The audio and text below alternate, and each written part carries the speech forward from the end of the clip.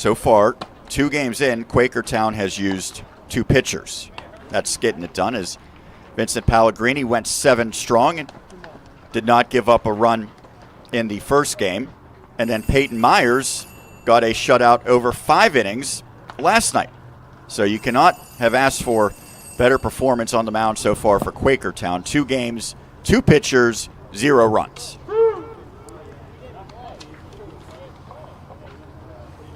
There was a 4-0 victory against Greater Pittston to open the tournament, and then 10-0 in 5 innings against Charleroi yesterday. The pitcher, Nick Keene. Keene steps to the plate. This past spring for Frederick Community College, he logged 14 innings. He had an ERA of 7.53 at 18 strikeouts in those 14 innings in his rookie campaign for Frederick Community College. That bounces. Well, you wouldn't know that he had those elevated numbers based on his first inning of pitching. Well, his offensive numbers from his freshman campaign were quite impressive. He hit .452 for the Frederick Community College. As he smokes this one, but it stays up for Peyton Myers as he makes the catch to retire Keene. Keene had 146 at-bats for Frederick during his freshman season. 3 home runs and 37 RBIs. He also swiped 19 bases. So we had that conversation last game, Sean, about Otani and, two-way players. And Keene is a fantastic example that we get to watch here of a college guy who's been a two-way player his freshman season at Frederick. As Madison, the southpaw, misses on his offering to Yerish. So at the Division I level, they have an award for the best two-way player, named after John Olerud. We mentioned Brendan McKay, the local product, who was taken 4th overall by the Tampa Bay Rays out of Louisville. He was a 3-time winner of that award. I believe 2 years ago, Paul Skeens won it. Marco Gonzalez has also won that award. Here comes the 2-1. Outside corner as the count draws to 2-2 to Yerish.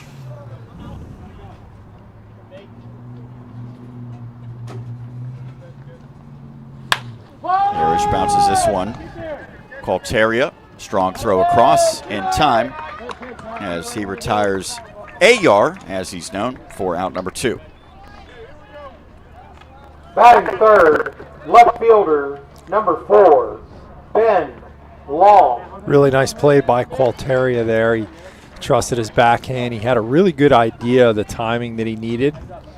And he throws Yerish out by 1 step for the second out of the inning. Whew. First pitch ball to Long. Looked like some kind of maybe cut fastball a little bit there by Madison. Madison not wasting any time as he pumps that one in to even the count. Who does Madison remind you of? Major league pitcher. Somebody came to mind for me immediately. Oh, he's left-handed, so I'm guessing your comparison is probably a left-handed pitcher. Yeah, little bit. For some reason, he just reminded me of this guy. Current? Who used to wear pinstripes. No, not current. Andy Pettit? Yes, sir. Okay, so he's going to have a great pickoff move, you're going to say. We'll see. 2-1. That's hit pretty well out to center. Schuller going back, and he makes the catch. Couple steps in front of the warning track. 3 up, 3 down so far. 2 pitchers who are thriving. We've played an inning scoreless. We'll head to the second between Paxton and Quakertown. You're watching the American Legion Baseball Tournament. It's presented by Elite Plumbing Kitchens and Bath in the Latrobe, Route 30 Plaza, right here on WSN.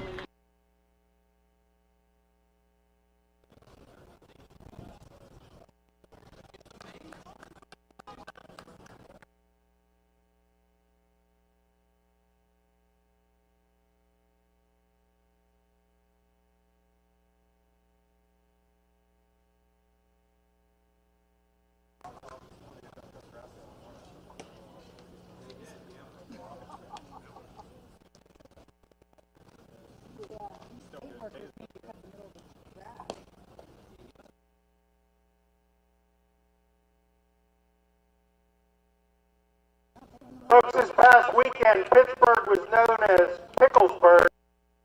So, in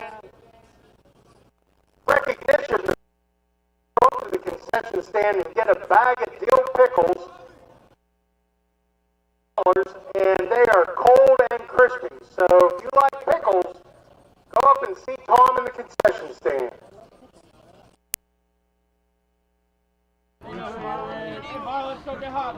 We head to the second.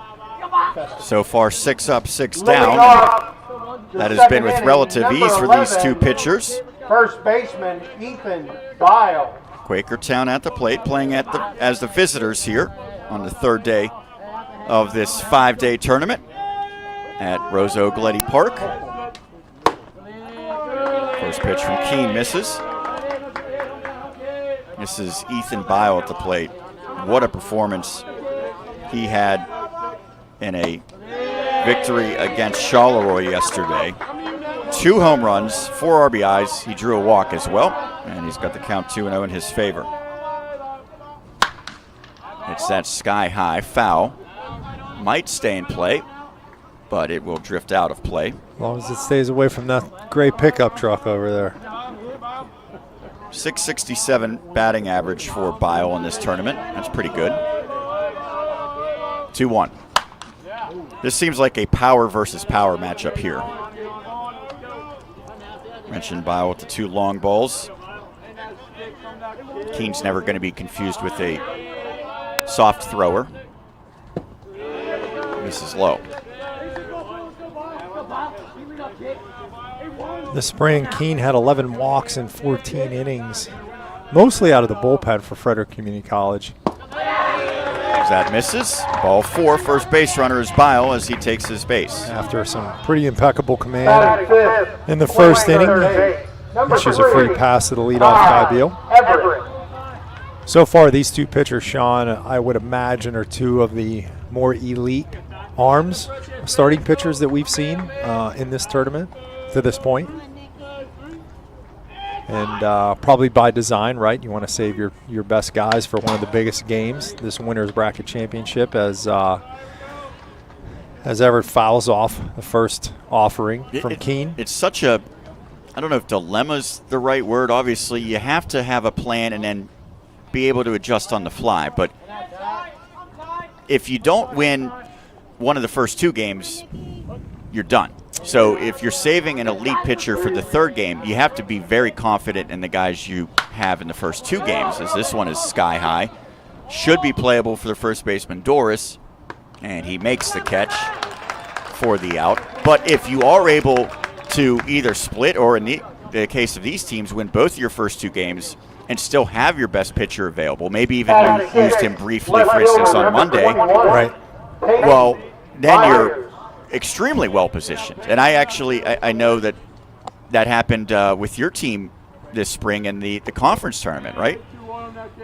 You were able to, that one got me a little bit. That was close. But so basically everyone that you called upon did their job, and you didn't have to really change what the plan was. And so we mentioned Quakertown, 2 games, 2 pitchers, no earned runs. So you could not have it go more according to plan than that. And that sets up a ton of possibilities now and tomorrow and potentially Friday. Right, and I think the way some teams will approach tournament baseball is have your best pitcher, let's say that's Keene or Madison in these cases, have your best pitcher ready to close out game 1 and 2, and if you have the luxury of not using them, now you have them lined up to start this game 3. There's a good breaking ball as Everett is punched out, the 3rd strikeout already for Nick Keene. Batting 7th, the pitcher, number 9, Cooper Madison.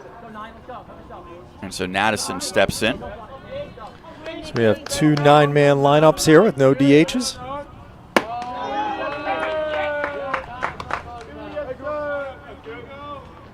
Madison at the dish, runner at first. There's not 3 outs, I promise. That's not accurate. That's up on our screen right now. Still, we'll get that squared away.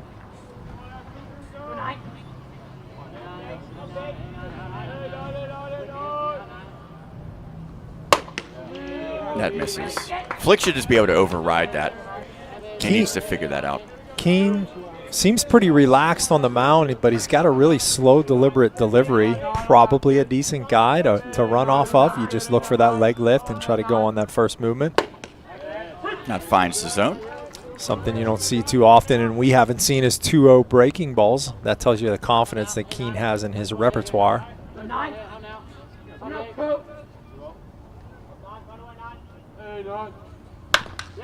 This one pulled. Couple of hops to Kalinowski, throws across, and that will do it. So the leadoff walk does not prove costly. No runs, no hits, one left. As we head bottom two, it remains scoreless. Winter bracket game between Quakertown and Paxton. You're watching Pennsylvania American Legion Baseball. It's a state tournament presented by Elite Plumbing Kitchens in Baston and Latrobe, Route 30 Plaza on the Westmoreland Sports Network.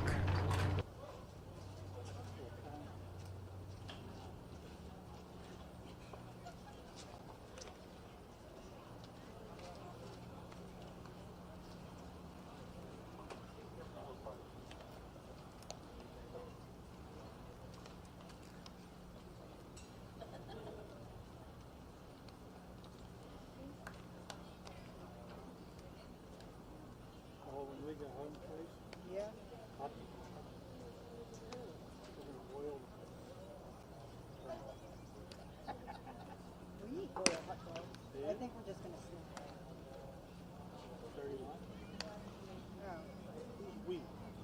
I am. You want a hot dog? There, see? I was just joking.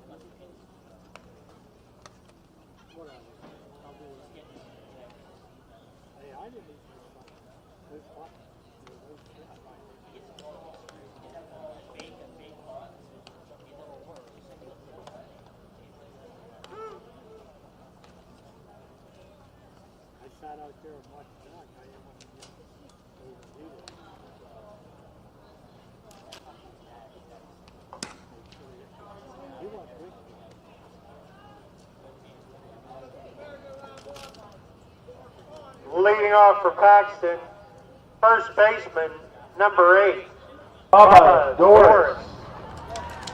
4-5-6 for Paxton here, bottom two, scoreless. The man they call Bubba steps in, Bubba Doris. First pitch ball.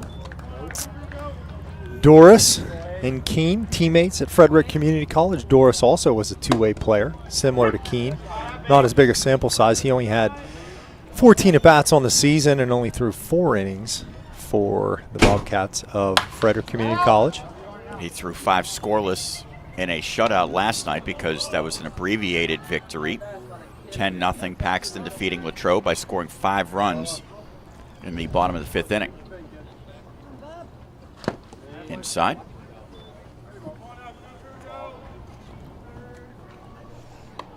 Well, I know college is a different level, but you would think watching this at, what you said, Frederick Community College, they should have some pretty good games potentially out of this duo.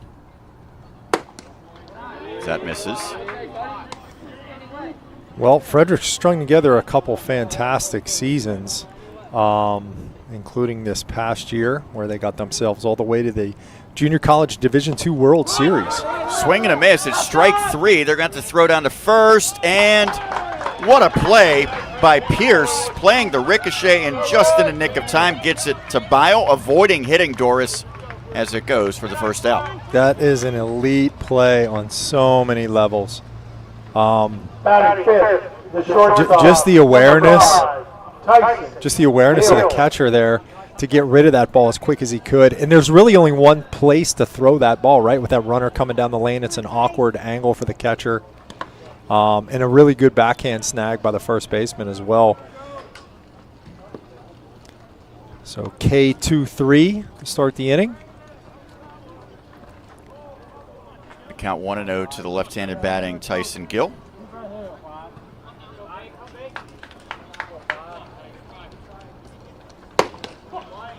That's in for a strike.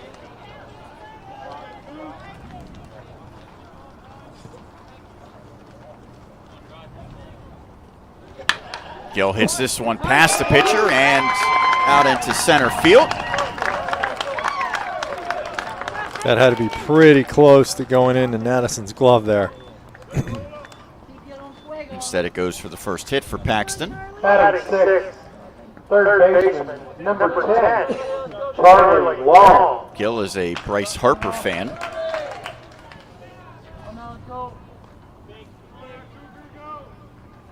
Harper now playing first base, I believe, for the Phillies. As that's hit out to right center, and that's down. Good job of cutting it off by Schuler, but running hard on contact. Gill gets into third. Easily runners now at the corners for Paxton. Two really well struck balls to the middle of the field. A great play by the center fielder out there, Schuler, but Gill had a great read off the bat. He seemed to be going first to third as soon as he knew that ball was going to be down. And so far, it just feels like this game's played at a faster speed than some of the other games we've seen. No doubt about it. That last game, I think at one point it was like 4-0 in the sixth inning, and it felt like it had been gone 4 hours. Third baseman calling it, and in foul territory, Everett makes the catch.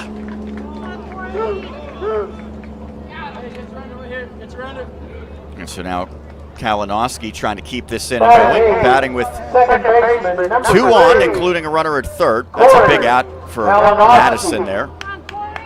Prevent the first run from coming across, at least for the time being.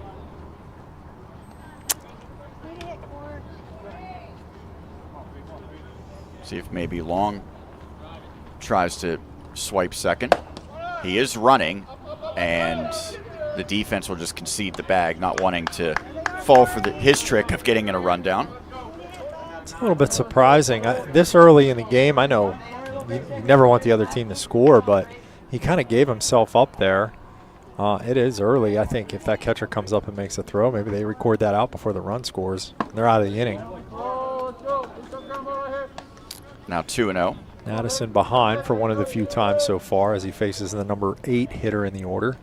Is there any technique to getting in a rundown, or is it just you try to avoid being tagged by whatever means necessary?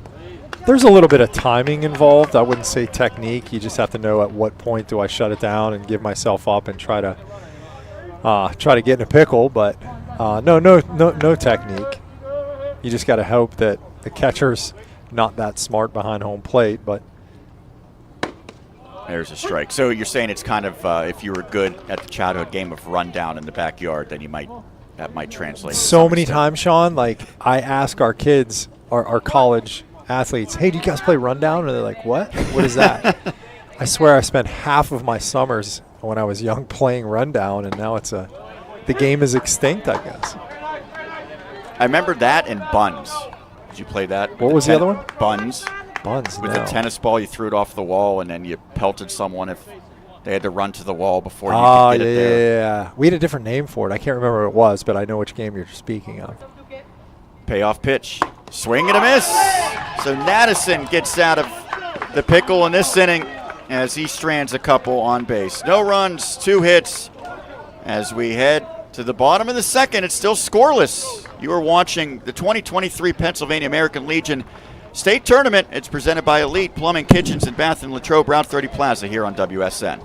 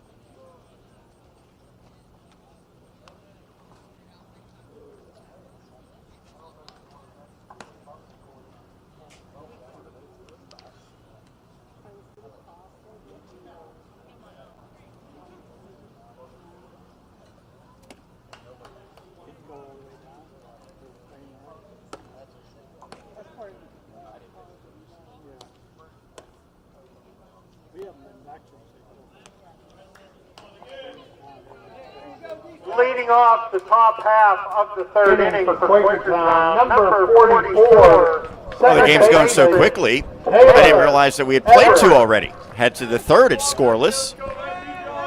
We are producer-less right now. Well, that's okay. Sometimes you don't know the difference. Sometimes it just runs itself, huh? I'm sure he's doing something important right now. That's in for a strike.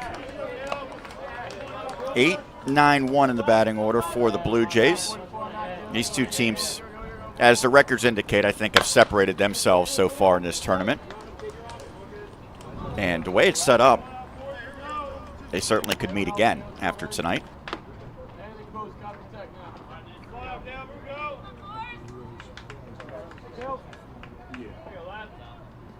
Keene looking for another punch out. He's got 3 of them already against Caleb Everett. Popped up, foul. Long charging in, but he's going to run out of real estate, so the at-bat continues.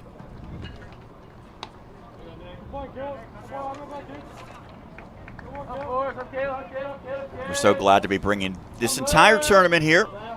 The 2023 American Legion Pennsylvania State Tournament. Swing and a miss. And some frustration from Caleb Everett, but he's not the first and probably won't be the last strikeout victim of Keene. Really good slider by Keene there. Started middle, ended up number finishing 1, rate, maybe on the edge or off the edge. And you could tell by that swing by Paul, that pitch had some really good late action to it. Keene now directing his third baseman Long to come in. Love to see that. That's in for a strike. Not only is he pitching well, he seems like he's maybe a little bit of a leader for the infield. Well, as a two-way player, he probably has a good feel for what the opposing offense is trying to do against him. Now, I believe some of the guys up here were talking. So these teams probably would not play each other very often, but they're not that far away. Is that an accurate assessment? So there's probably some common ties between them that they could maybe, if they wanted to, get a little bit more of an advanced scouting than, for instance, if one of these teams was playing Latrobe or Charleroi, where you're hours and hours apart. You know how that goes, where you call a coach who saw them and give a little bit of a scouting report. Plus, at this point, so many of these players, whether they're high school or college age, produce highlights of themselves. Schuler's bringing in a 368 average. Yeah, when you can put that in the 9 spot, that's pretty good. As he smokes that one. Sounded like a dent.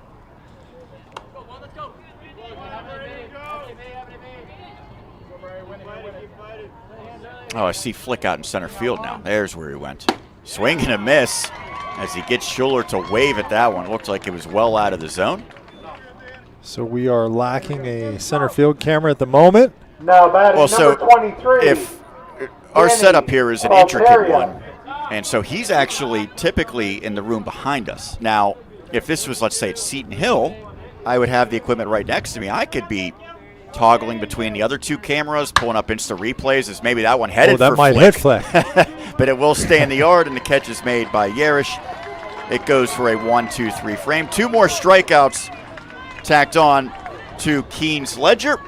As we have played 2.5, we now head to the bottom of the 3rd. It is still scoreless, a pitcher's duel so far, as we continue our coverage of the 2023 American Legion State Tournament, brought to you by Elite Plumbing, Kitchens, and Bath in the Latrobe, Route 30 Plaza here on WSN.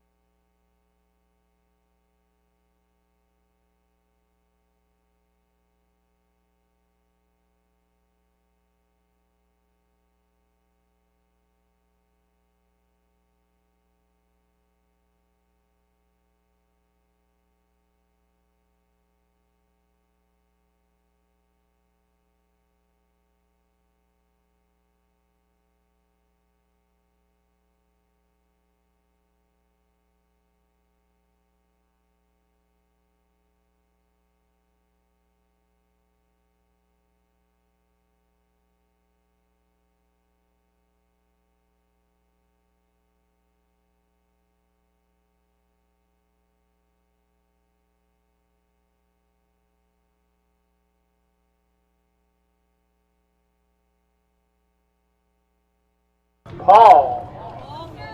We advanced bottom 3. Feels like it could be a first to 1 type of game here with the way that Keene and Madison have been operating so far. Still early, but no runs and just 2 hits combined. Now it's Madison's turn, and as he delivers, and the first pitch from Paul is fouled off. Paul representing the number 9 spot, and then back to the top of the order for Paxton.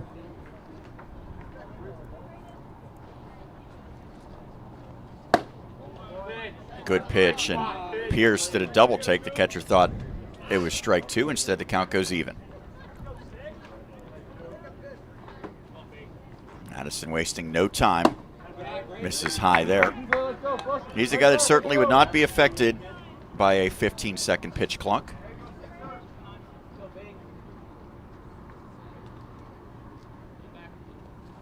And a little blooper falls into shallow right. Reich up with it, but the number 9 hitter collects the 3rd hit of the game for Paxton. Next up, number 20, Nick Keene. We saw last game, number 9 hitter drawing leadoff walks. This time it's Paul from that spot producing a little bloop single. Really good piece of hitting by Paul there. Didn't try to do too much. Good 2-strike approach. Stayed back on something on the outer half and just poked it the other way in the right field for a leadoff single. Well, how about this battle now? Madison against Keene. And that one bounces and gets to the backstop. Madison spiked that one, nowhere close, and so that allows Paul to get into scoring position. That just looked like a little bit of a frustration pitch by Madison. Maybe upset that he gave up a little 2-strike single to the 9 hitter. He's got the leadoff guy coming up, tried to overthrow that pitch a little bit. Now he's got to be careful and smart here with Keene.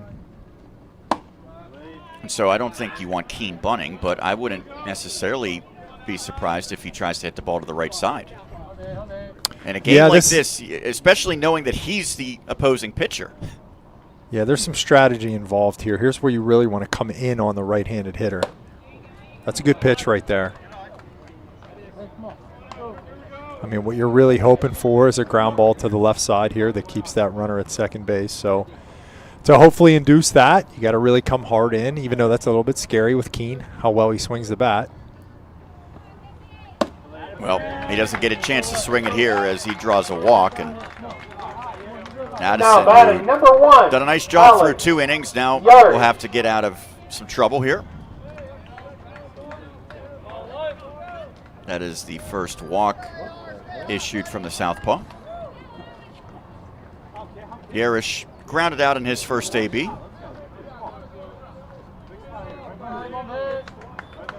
First baseman Bio playing in front of the bag. Third baseman in well as well. That's bunted foul. I guess they knew maybe Yarish would be trying to put one down. Yeah, we saw that same exact thing in the last game, Sean. I think it might have been Latrobe where they squared around the bunt really, really late and fouled it off. And I think the next attempt they squared around pretty early and set their angle. Even though the defense knew what they were doing, they got the bunt down.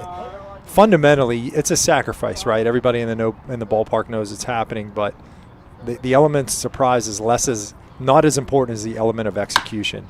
Oh, and it's at Triple first. play. Oh, they'll get one out, and that's it. And now a chance for both runners to advance. My goodness, a lot happened there. Where Bio was positioned, I don't know that he thought he was going to win the race to the bag, meaning first base. So he threw to second, and it was not a particularly good throw. Gets into the outfield. And so while it goes for an out, the result is the same as a sacrifice bunt. Now batting number 4, Ben Long. Isn't baseball a weird game? I think that's an E3, right? Yep. Probably should have been a double play.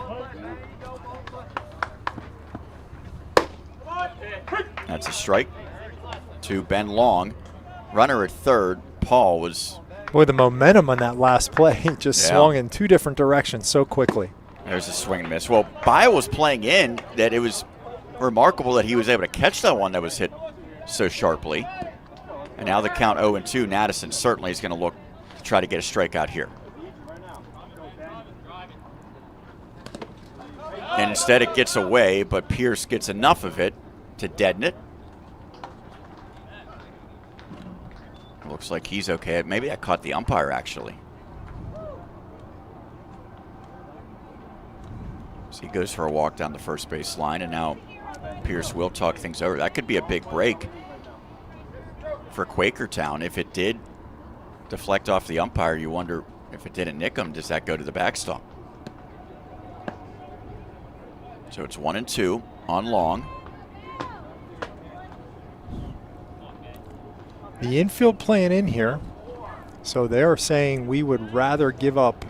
We're going to try and prevent any runs, but at the same time, by playing up, you're really giving up 2 runs then on a single. If you're back, at least you have a chance to get an out, trade 1 run for an out, but they're determined to keep a 0 here. Again, I think maybe a different strategy in this game as opposed to other ones because of what they've seen so far from the opposing pitcher. Agreed. Yeah, you have to anticipate them probably being a low-scoring game here where every run is going to be so critical. It was critical that Long got just a sliver of that, and Pierce on the deflection could not keep it for the strikeout, so the at-bat continues. It's the 4th at-bat for Paxton with runners in scoring position. They have yet to get a hit in that situation. Called strike 3. Long doesn't like it. He will walk back to the dugout as the 2nd out of the inning. Well, if Ben Long had our view, I think he'd think differently. That was an awesome pitch. Number 8. That just caught the edge of the black there. Very well executed by Madison. A big pitch in a big spot. Now the infield moves back with the cleanup hitter Doris up. Swing and a miss. We hear Doris is Navy bound soon. Air Force, my mistake.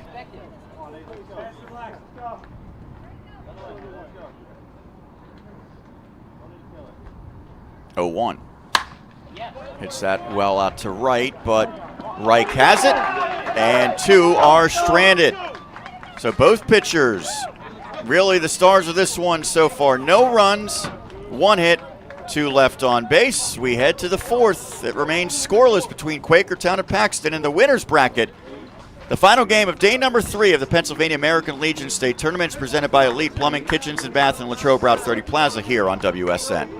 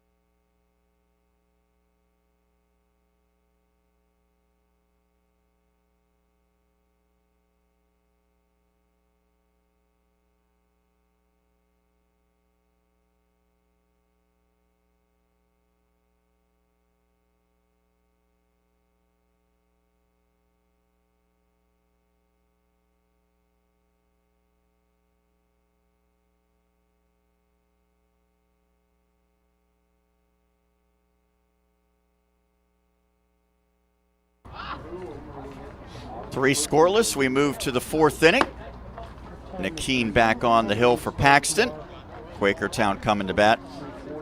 For the Blue Jays, it will be 2-3-4 in the batting order with Cole Reich leading off. Sean Myers and Mark Marizaldi here. Producer Dan Flickinger. We'll still give him a shout out. Leading off for Quakertown. MIA right now. He's working Number hard. 8, Cole Reich.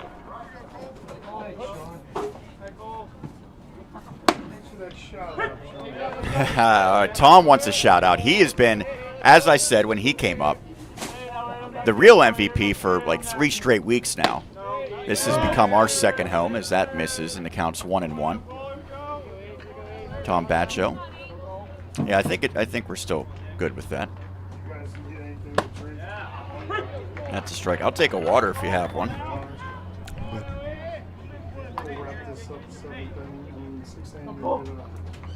Dairy Queen on a stick. Oh, there's the man. He's back. Fouled straight back. Keene continues to rely on that fastball away to right-handed hitters, and he continues to execute it away from the middle of the plate on the black. Started this at bat with the first pitch slider. Hasn't seen another one yet, and there it is. And it induces a pop-up right side. And the catch is made by Kalinowski. See, what you'll probably learn about Tom is that he's very generous with food, and he will make sure that you are hydrated. He will make sure that you go home without an appetite. He'll top it off with some ice cream. That misses inside. Another first pitch breaking ball from Keene. That one backs up a little bit and stays inside. Pretty well. Came up on long, and he still throws across in time. Hope that he's okay. I thought that one came up pretty high on him, but I guess he caught it off of the chest. Absolute rocket there by Pierce on a fastball. Now batting number 11, Ethan Bile. Long. I mean, that's what you teach in Little League. What do they tell you? Get in front of the baseball, right? That way, if it takes a bad hop, hit you in the chest, keep it in front of you, still have a play. Textbook play by Charlie Long down there at third base. For his well-being, I would suggest the glove is probably his best option most plays. That's in for a strike. Well, Bile was clearly a batter that Keene respects. He drew a walk his first time at the plate. Starting to see some more sliders from Keene, both early and late in counts. There's a good fastball. So how much does a pitcher change what they do the second time through the lineup? And then in case of Keene, he really dominated the first time through. Does he need to change much? I think when you're facing a really good lineup, you have to. This one's hit deep out to center. Yarish jumps, and it is gone. The first run comes on a homer by Ethan Bile as he does it again. Well, that was a center cut fastball. I'm going to assume might have been elevated a little bit above the belt. Keene tried challenging him. He came up short there. Beal all over that fastball. He is on. You can't be on time any better than he was there for that fastball. So between yesterday and today, the 2 base on balls don't count as at-bats, of course. Those are plate appearances. So he's had 3 at-bats, 3 home runs. Wow. Locked in, to say the MVP least. candidate right there, huh? Yep.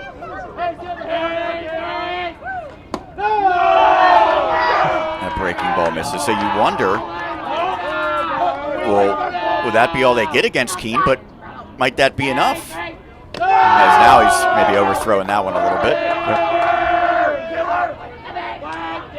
Now, this is a big part of being a good pitcher, too, is now down 1-0.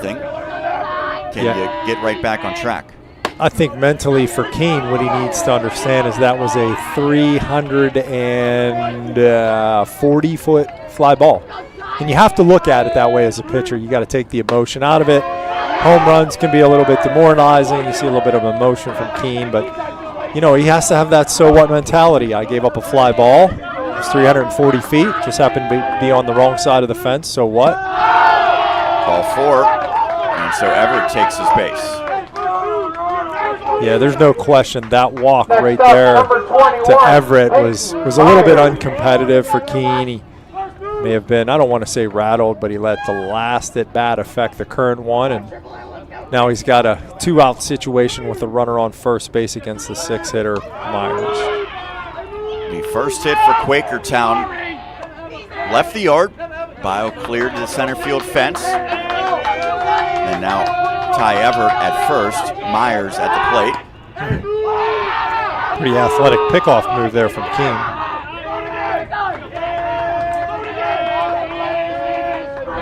A little bit of energy coming from the Quakertown dugout. Keene is chomping away at something this entire game. I would think that would maybe make it a little harder, but obviously it hasn't affected him too much. Another throw over. think he thought that might have been in time. So one thing Keene has done very effectively the first 3 innings is command that fastball away on the edge, and the last 4 fastballs that he's thrown have really been yanked. There goes the runner. Breaking ball throw to second. That's a heck of a throw. Not in time. Oh, my goodness gracious. Well, Paxton collectively getting a little frustrated. That was a really close play, but what a throw Paul by showing. Braden Paul. That was on the money. I mean, that shortstop didn't even have to move his glove at all. What a great catch and throw. It just happened to be beat out speed-wise by Everett, so now they have a runner in scoring position. That's fouled back. As Roger Downs would say, everybody did their job on that last play, because obviously Everett, terrific with his jump and his speed. Paul, the catcher, did everything in his power. The tag was applied. Bang, bang play, but it went in favor of the runner. I would imagine if this was college or professional baseball, you may have been a video review request on that one. And the catch is made by the first baseman, Doris, and the side is retired. However, the first run comes across. It was courtesy of a long ball as Bile sent it out of here.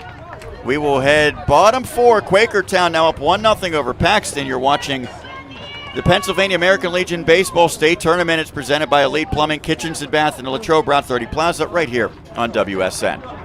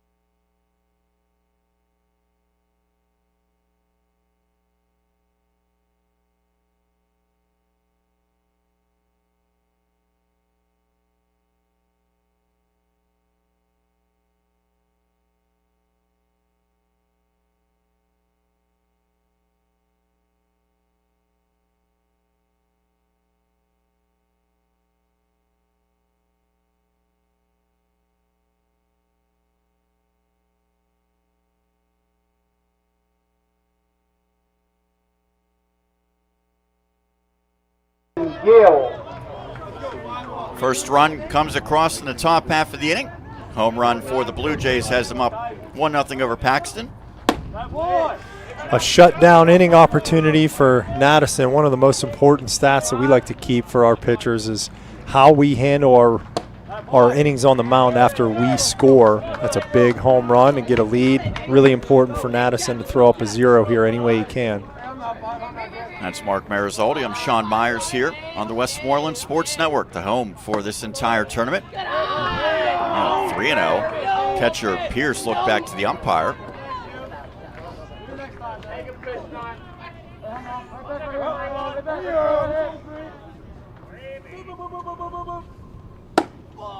That's in there. And Madison now staked to a lead. Ball 4, leadoff walk. Now batting number 10. That's the second walk that he's issued. Long. Not only is he the leading hitter by average at 442 for Paxton, I think Gill's probably had some of the best at-bats in terms of pitch selection and getting on base so far. He's been on twice. Long at the plate now also has been on base, as he takes that for a strike.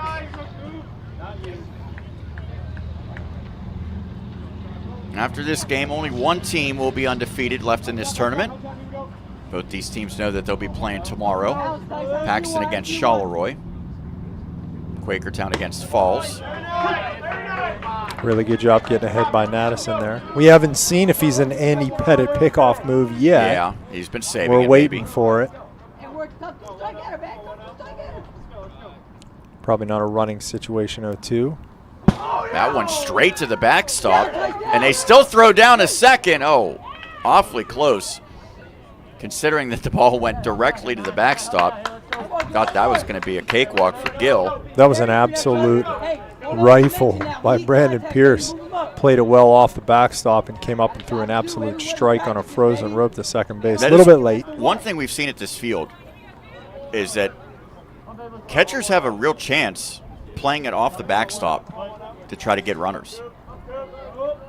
There's not a ton of room behind home plate, and the Karams, at least what we have seen, that is not a good throw.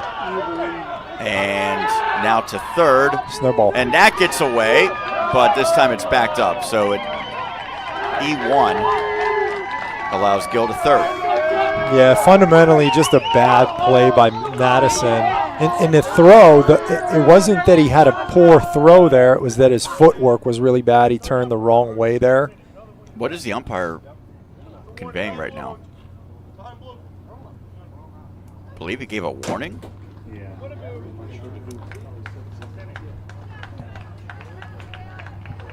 Thanks. Not sure what prompted that warning, but it's being jotted down now. I'm not sure what would be directed at. The umpires there certainly was no calls that even needed to be made on that play. Maybe just a little bit of frustration on Madison's part. He walked that hitter and threw that pickoff away. I mean, that runner on third base is certainly all his doing, but he has an opportunity here to lock in on the hitter and, again, just try to put up a really good response inning after his team hit that solo home run to put them ahead. He's got to have that mindset of pitching ahead and pitching with a lead.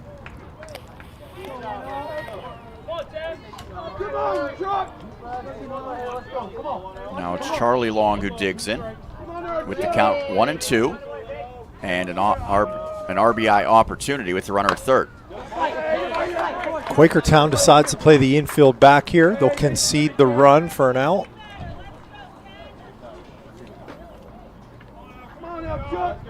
Here in the bottom of the fourth, it's a one-run lead for the Blue Jays.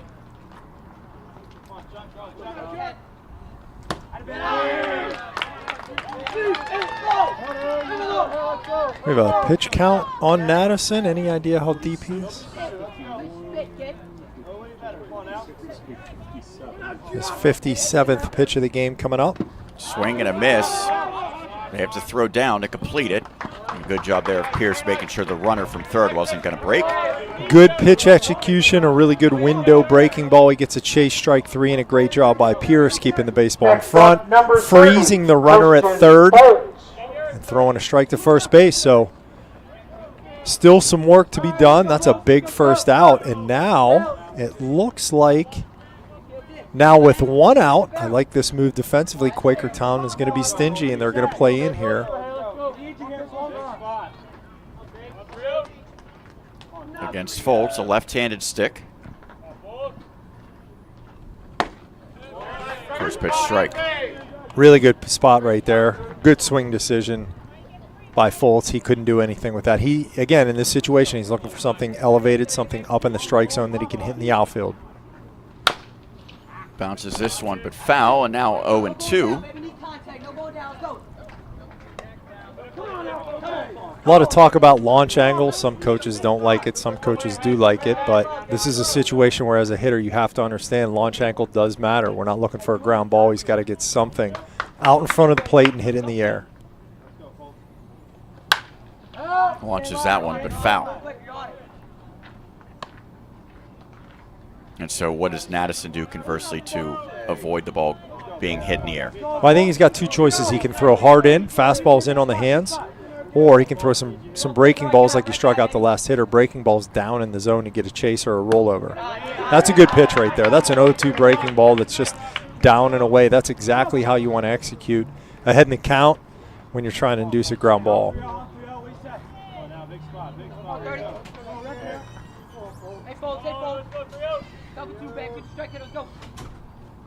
That's high.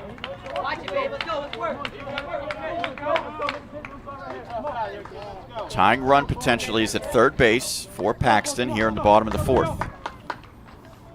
Madison came into the tournament with a 0.76 ERA, only 8 walks in 18 innings to go with 27 punch-outs. And he's got, well, I'm somewhat joking when I say this, but he's got some pressure because no runs have been allowed by the 2 other pitchers for the Blue Jays in this tournament. So I'm assuming he'd love to keep that streak going here. They have not been scored upon yet. 2-2. Well, that's going to do the trick. A single up the middle by Fultz. Plate skill. And Paxton gets on the board. It's 1-all.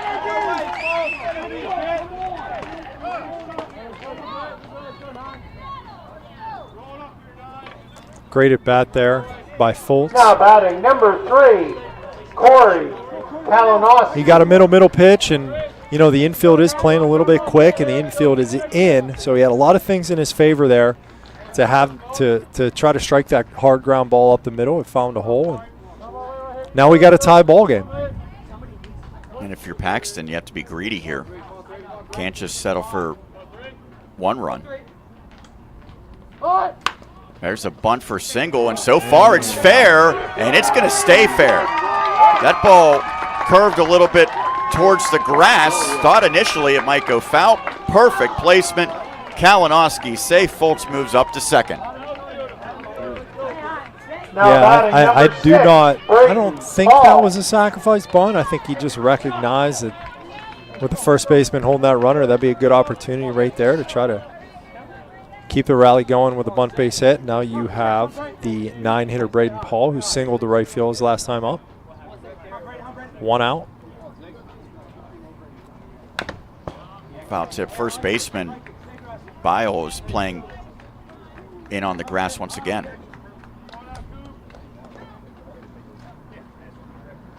Well, we saw no signs from the third base coach. I'd be a little bit surprised here. I mean, it is a good bunt situation, but it doesn't appear that Paul has any intentions of sacrificing this at bat.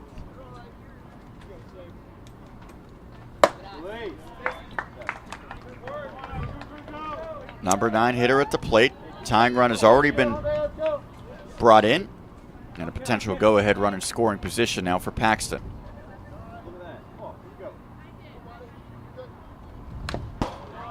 It's fouled off.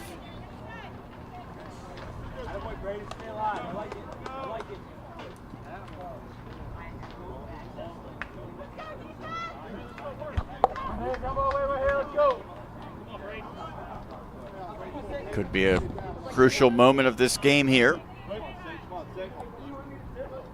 About halfway through it. Now timeout. Our center field cam's back up and running. Yeah, Flick did some good work out there. This guy's amazing. He does everything. Bounce to short. Little flip on. That's all that they'll get. Oh, and now they throw to third. Not in time. Really outstanding game-winning awareness play by Caleb Everett at second base. He knew the timing of that, or the speed of that ground ball was not going to allow him to turn a double play. He full-on faked the first base in hopes to catch that guy coming around third aggressively, which he did, but he was able to slam on the brakes and get back. So we got a first and third situation with a go-ahead run at third base. It'll be interesting to see how Quakertown defends this with a tie game here in the bottom of the fourth. And the top of the order, Keene. First pitch ball. Keene walked his last time up after lacing a line drive to left field his first time at the plate.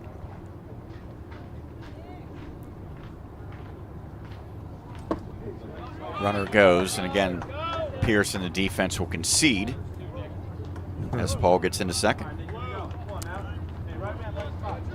Intentional walk now. All right. Pierce has a pretty good arm. I see that guy jogging to second base. I might let it rip next time and get that third out and get off the field. Do those? Now batting number 1, Alex Yard. Okay, so we're told that only 2 pitches are credited there, the 2 that Madison actually threw, and so the other 2 that go with the intentional walk are not counted against them.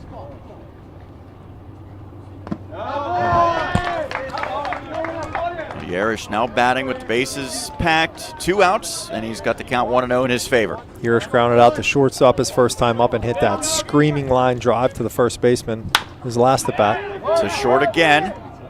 On to second, and just in time. Close play, but Keene is just narrowly out, and so the side is retired. Base is left loaded, but the tying run comes across as we head to the 5th. It is 1-all, Quakertown and Paxton, as we continue our coverage of the American Legion Pennsylvania Tournament. It's presented by Elite Plumbing, Kitchens, and Bath in the Latrobe Route 30 Plaza right here on WSN.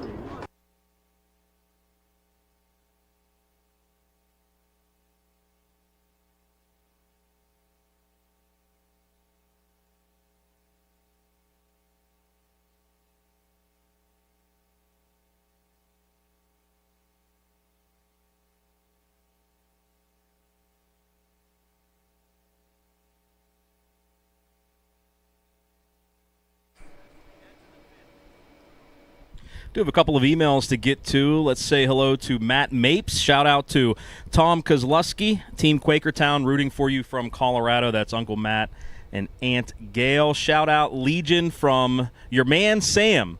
Let's go Alex, Ben, Charlie, Tyson, and the Paxton team. Don't forget, if you'd like to get in touch with us, click on that little email icon in the top right-hand corner of your screen, and we'll read your email live on the air. If you're watching on our social media, send it to info@westmorelandsports.com.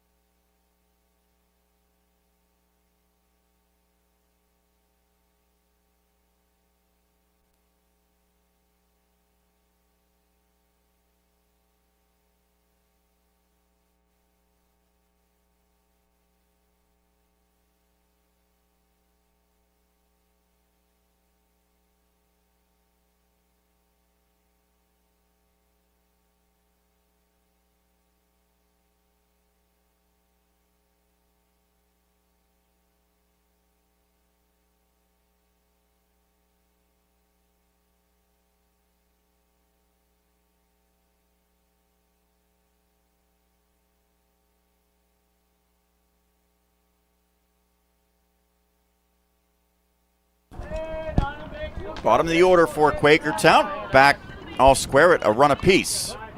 Each team scoring once in the 4th. First pitch swinging, and that bloops out to left just over the shortstop Gill. So Naddison gets the better of his mound counterpart with a leadoff single. No courtesy runners in American Legion, right? Now batting number That is 44, correct. Caleb Everett. Do they run the jacket out to the pitcher to wear when he runs the bases? I don't think when it's in the high 80s they need that necessarily. Here's a good look at Naddison.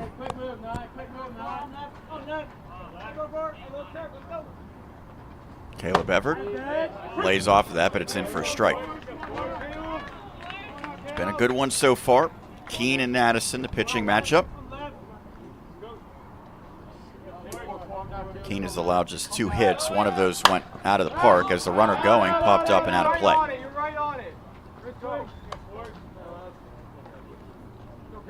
Keene's got a great pickoff move.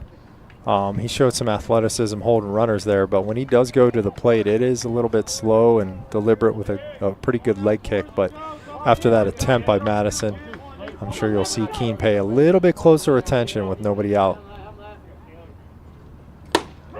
Yep. As he's able to get a called strike 3. Everett saying it clipped his elbow pad.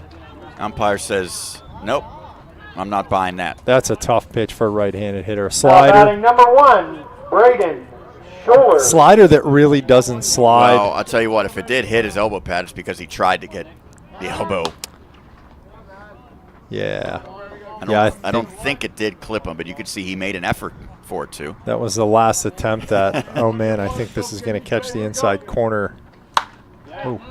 That's stung foul. That's the 6th punch out, by the way, for Keene. Oh, thank you, Dan. Runner Naddison at first, now 1 out. The outfield's really shading Schuler to go the other way here, which makes sense. He's a little bit late on that fastball. Keene's been pounding the outer half. Center field, right field, both shading opposite field. Middle infielders at, I wouldn't say double play depth. They're pretty much playing straight up right now. Stu Albar, our PA announcer, was announcing between half innings that Steelers training camp's going to be getting underway. It's an exciting time of year here in Latrobe, and I would think for these two teams, they're going to get almost an entire week here in Latrobe, maybe a chance to take that in, as well as some of the other destinations in the area. A lot of velocity behind that, but it's not in the zone. You could tell Keene really reached back on that one. Flew open a little bit where you see the arm side miss up and in. See if he can make an adjustment. Maintain that intent, but stay a little bit closed and drive the baseball downhill. And that one, maybe an over adjustment. Yep. And so now the wild pitch allows Madison, representing the go-ahead run, into scoring position. Keene's got really good stuff. I think sometimes when he gets the 2 strikes, and you saw it on the last 2 pitches, he tries to go for that strikeout rather than just executing a pitch in the zone. That's fisted out of play. Especially when you get down in the order here when, in most cases, those aren't your big threats down 7, 8, 9. It's so important for him to not give pitches and free bases away. When he gets ahead, just execute pitches and let those hitters get themselves out. Payoff again.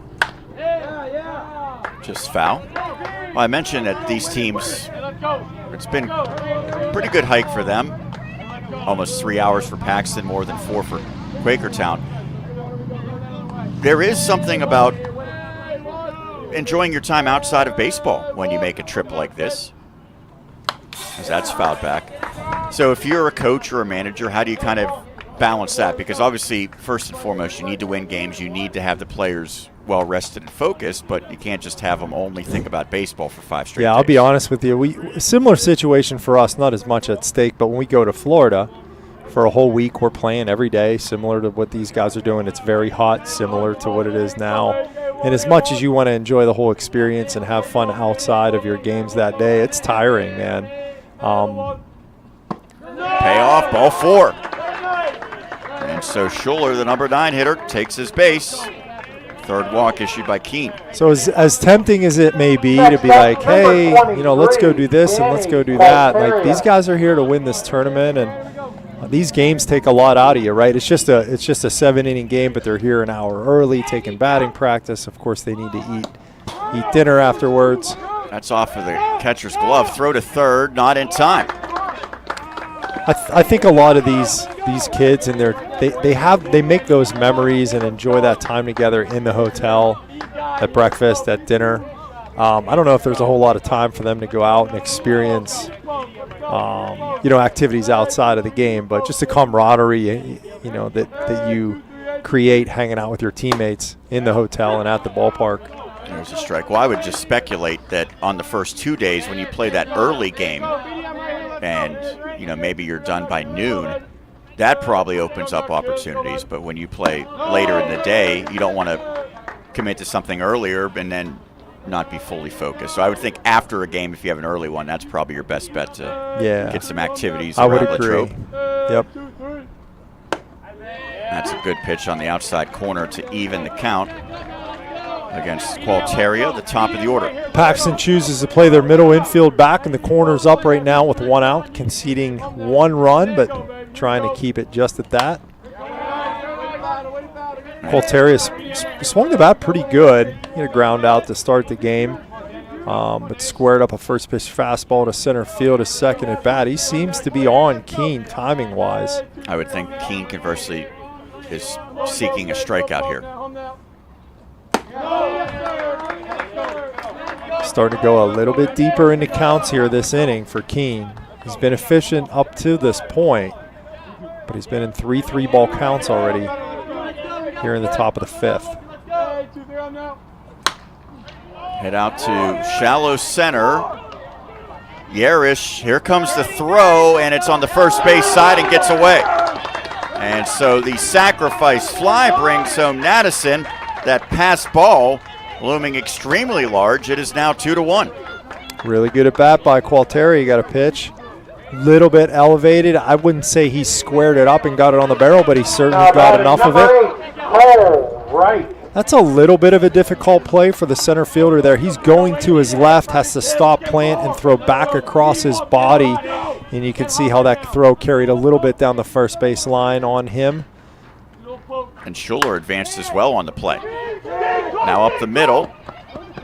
And the throw is in time for Gill as he retires Reich for the third out. But the go-ahead run scoring on a sacrifice fly. There was one run, one hit, one left. As we head bottom five, it's time for the fifth inning stretch. It's brought to you by Independence Health System, formerly Excella Health Expert Care.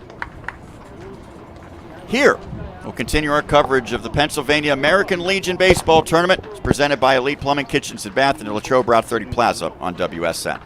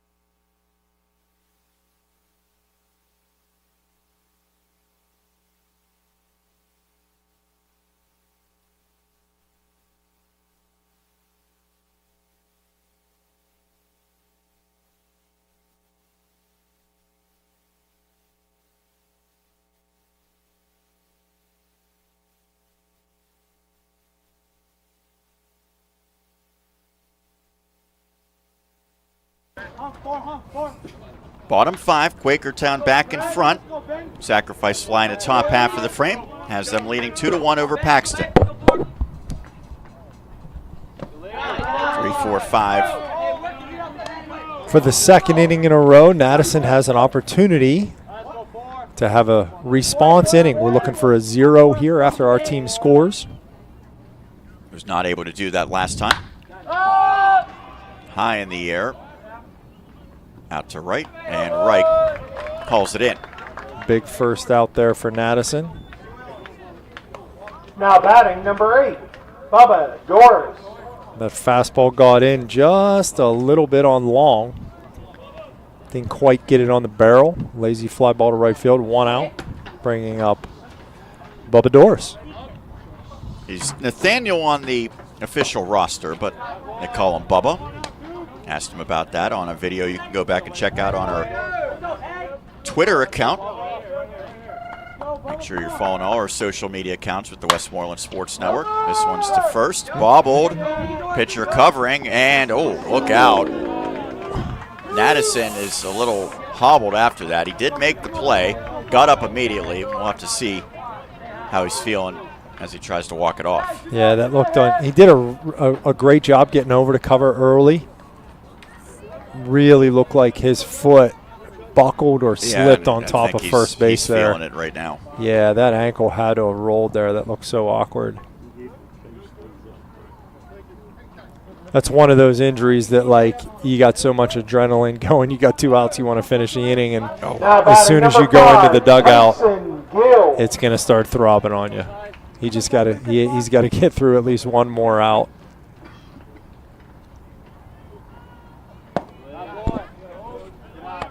Keep in mind that he is also batting in this game, and he has contributed offensively, scoring a run. So I'm sure if he has his way, he's going to stay in there. But again, we'll see how he holds up. Going against Gill. It looked like he hopped a little bit after that last pitch. Gill's had some really good at-bats all day long.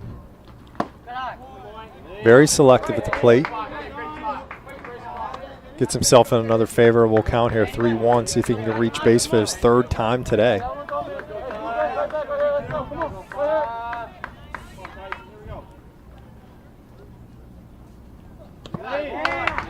Well, I would think right now Pierce, the catcher, maybe has an indication that not everything is A-OK with Madison. Yeah, a couple pitches that inning didn't even make it to home plate. Now batting number 10, Charlie Long. And so the walk puts Gill aboard, representing the tying run, and now Charlie Long, who's got a base knock.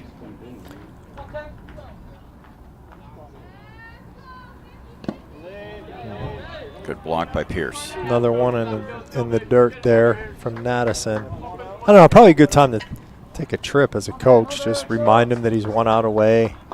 Check on him, give him a little bit of a breather so he can finish this inning with a 0.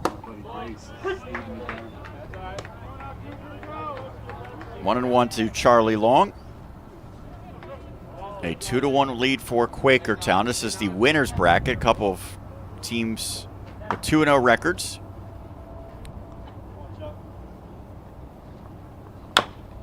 That's bounce foul. Looked like maybe a change up there from Madison. Had Long out in front, reaching for that pitch. Might have been a little bit off the edge. So you got 2 outs, 2 strikes. You're down a run. Probably not a bad time. I don't know Gill's speed, but probably pretty good time to run on first movement on a left-hander right here. There he goes, and perfectly placed as he jumps over the ball. It gets out to right. Here comes Reich's throw. Not in time. Really good throw and tag between Reich and Ty Everett, but running hard with 2 outs. Gill's able to beat it out, and Long could not have asked for him to put that one in a better spot. That's why you do a hit and run, right? Yeah, 2 outs, 2 strikes. I mean, it's a pretty low risk play with a high reward, and here you are, first and third. After 2 outs and nobody on in a response inning, Paxton finds a way to keep rallying here. They have an opportunity to punch back and tie this game here with Fultz at the plate. And again, the runner will trot into second base. I believe that's the third, I guess call it stolen base. It's probably catcher's indifference, but it's the third free base that uncontested that Pierce has given up. And it might cost him as that's off of the glove of Qualteria. Here comes the throw home. Not in time, and a 2-run base knock by Fultz makes it 3-2.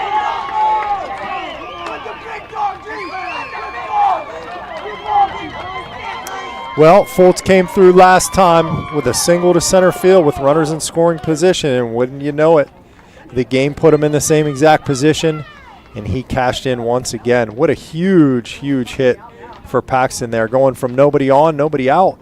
I'm sorry, nobody on, 2 outs, and they pushed 2 runs across. And like you mentioned, Sean, that stolen base that Quakertown gave up turned out to be the go-ahead run at this point in the bottom of the 5th. That was very interesting.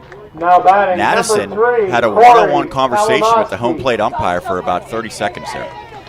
Well, I'm just taking a wild guess. It was either the umpire checking in on him and make sure he's okay physically, or it was a little bit more stern of a conversation where maybe something came out of Madison's mouth that the umpire encouraged him to cease and desist. So Paxton has its first lead. There's a strike. Kalinowski singled last time. Strikeout victim back in the second.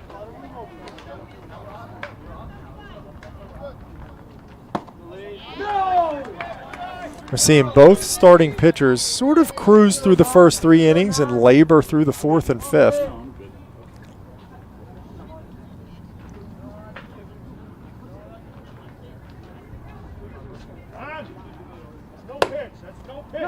And so that was a late timeout, and I could imagine Madison's not too thrilled, although I thought the pitch actually missed the zone there.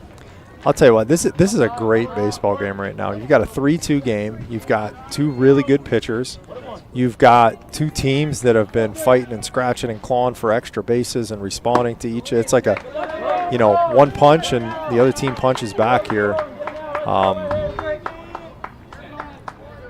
Only 2 hits for Quakertown to this point. Paxton's got 7 hits, but theirs have happened at a really good time. Including a couple this inning. Well, Madison has not, I'm not going to say that he completely looks different, but the results have not been the same since that play at first base. You're right. Yep. A walk, a single, and now he trails in this count 3 balls, 1 strike. And that will go foul. By the way, I was here for the Latrobe Dairy Area Teener League playoffs, and about a week ago there was a ball slowly hit towards third, and it was in that grass in foul territory, came back in fair territory. Who raked that baseline that day? I mean, that's, what, 2+ feet from where it was to where it ended up.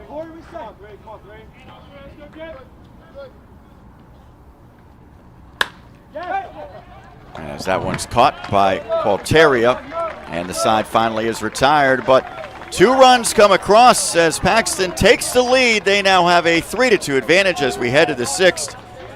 You are watching the American Legion Baseball Pennsylvania Tournament. It's presented by Elite Plumbing Kitchens at Bassett and Latrobe, Route 30 Plaza, here on the Westmoreland Sports Network.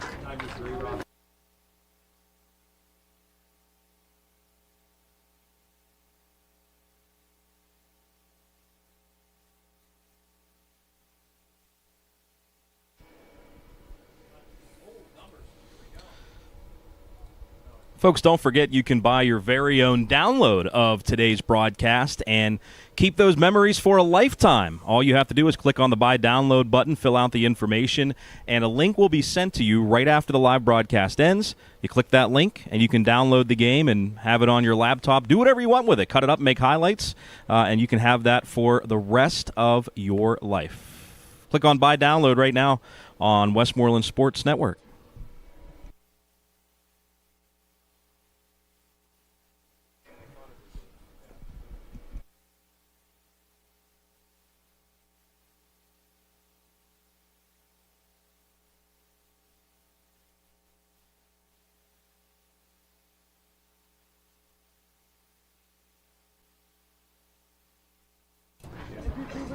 We advance to the 6th. It's a 3-2 lead for Paxton for the first time playing in front. Quakertown coming to bat, and it's the heart of the order. Leading off for 3, 4, 5 for the Blue Jays.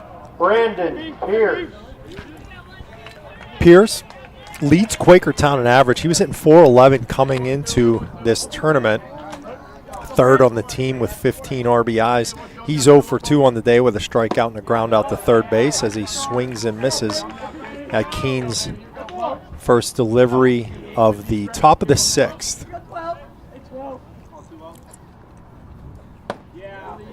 That misses. We'll see if Keene starts to show any signs of fatigue. He throws really hard and sometimes throws, it seems like, with a lot of effort. So you wonder, can he keep it up to 105, meaning 105 pitches? Well, that pitch right there, that fastball away painted on the black, has kind of been the indicator of whether he's commanding it and locked in or not. If he can get that fastball away on that edge, he's going to be good. The count now 2-2. Here's where Keene kind of got himself in trouble the last couple innings, getting the 2 strikes and trying to overthrow and induce swing and miss. Out to shallow center, and a nice sliding catch by Yarish as he was able to track that one and puts it away as Pierce is down for the first out. Good piece of hitting by Pierce. That's where the game of baseball is Next up, sometimes number not as 11, rewarding as we hope. Keene threw a pretty good slider right there. Down and away, a good 2-strike pitch. Pierce stayed on it. Little scissor kick with his back foot and hit a low liner, and center fielder read it well for out number 1.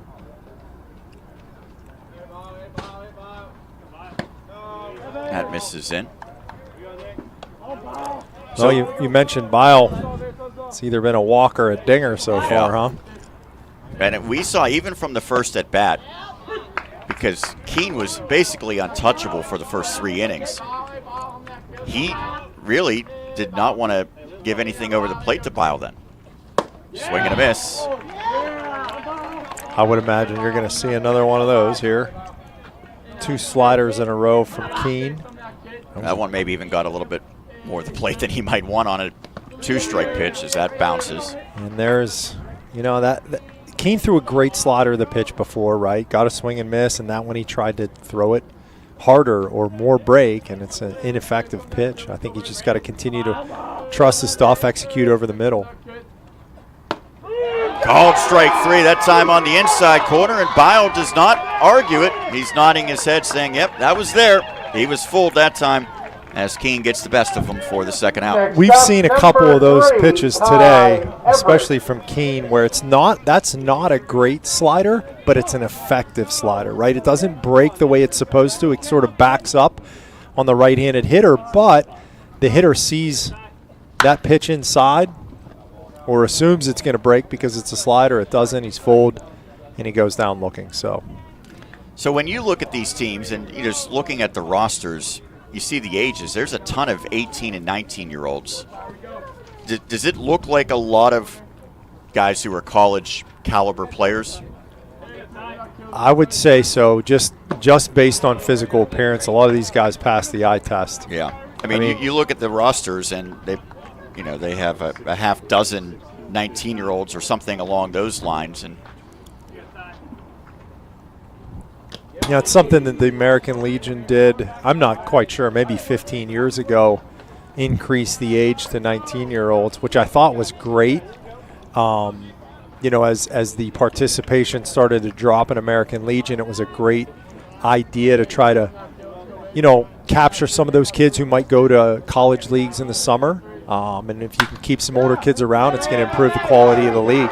As that one's hit up the middle, and Ty Everett's aboard for the second time. His first base hit keeps the top of the 6th going. Well, let's see what Quakertown can do.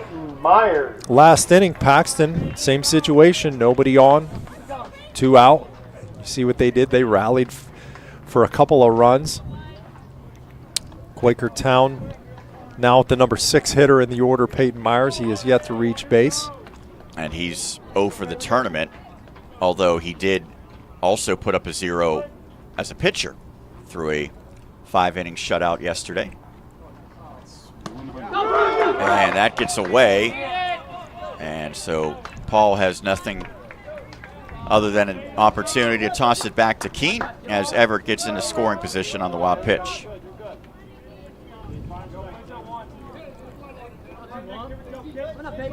Two outs, and I believe Keane starting to get near the end as that's hit out to right, and it falls down. Hit pretty quickly to Foltz, so his throw home, and that's going to be in plenty of time. There's a collision, a tag applied by Paul, who I think was a little perturbed, and now he's going to walk away, but the out is recorded. Everett went in, not full-on collision, but still enough contact to draw the ire of Paul, but a heck of a throw by Foltz brings an end to the inning. No runs, 2 hits, 1 left. Take another look at how this one came to an end here in the top of the 6th. Yeah, you can see why the catcher's not too happy. Yeah, that's a tough play there. Was that malicious? I don't think so. Was the runner just trying to go for home plate? Yeah, it certainly looked like that. I think his ultimate goal was to try to get to home plate. When the catcher's between you and home plate, you really. I mean, they don't have the Posey rule, I don't think, to nearly the same extent here, and so Paul is sort of right where the runner needs to go too. So you can look at it and see. There's some unpleasantries exchanged between those two. What I see there is 2 kids competing, right? The catcher wants to get them out. The guy wants to get to home plate. They're competing.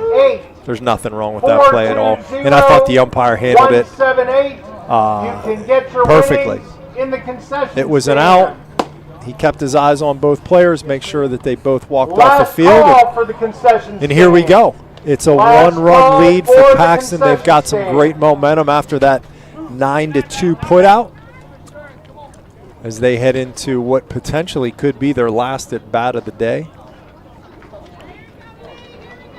Well, yeah, for Paxton, you feel really good about Keane, but again, I don't know that he does not have many pitches left, correct? Yeah, so he has 101 pitches thrown. And so, in all likelihood, especially if Quakertown is cognizant of that, he won't be able to finish the game, as that's hit well out to right, but on the line, and Wright makes the catch to retire Braden Paul.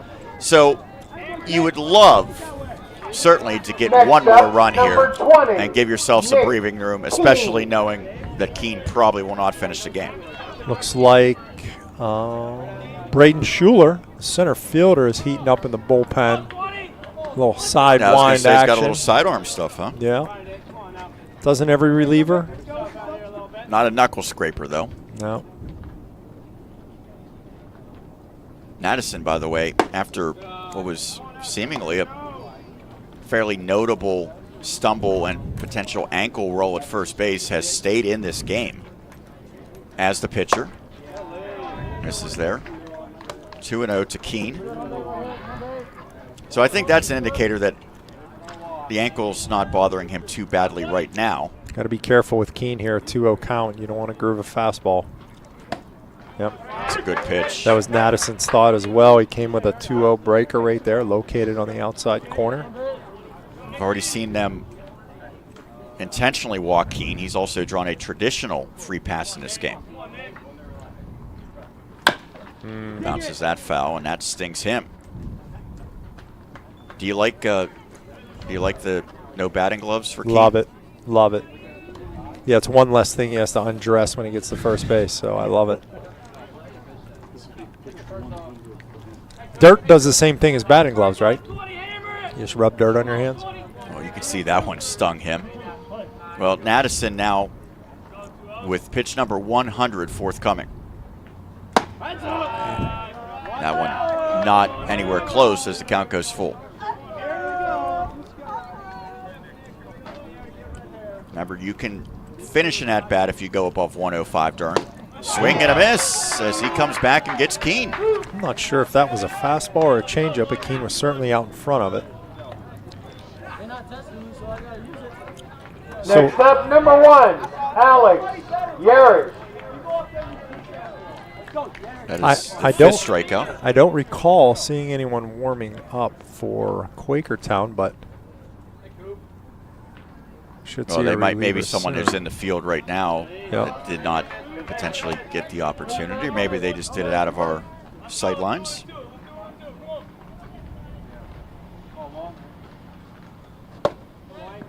There's a strike. So if Yarish drags this at bat a little bit longer, it will mark the final batter that Madison can face.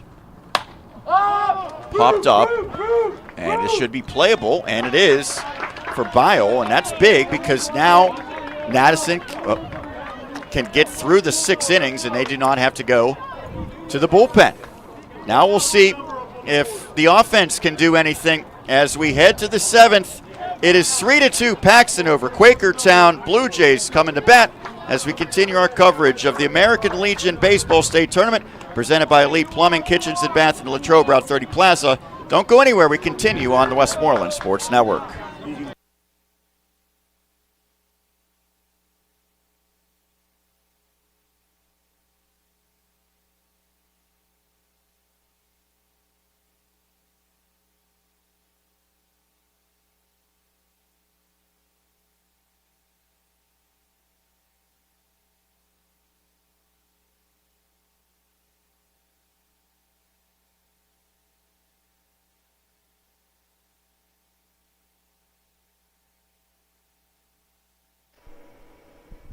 Want to say hi to Mary Ann Nassig.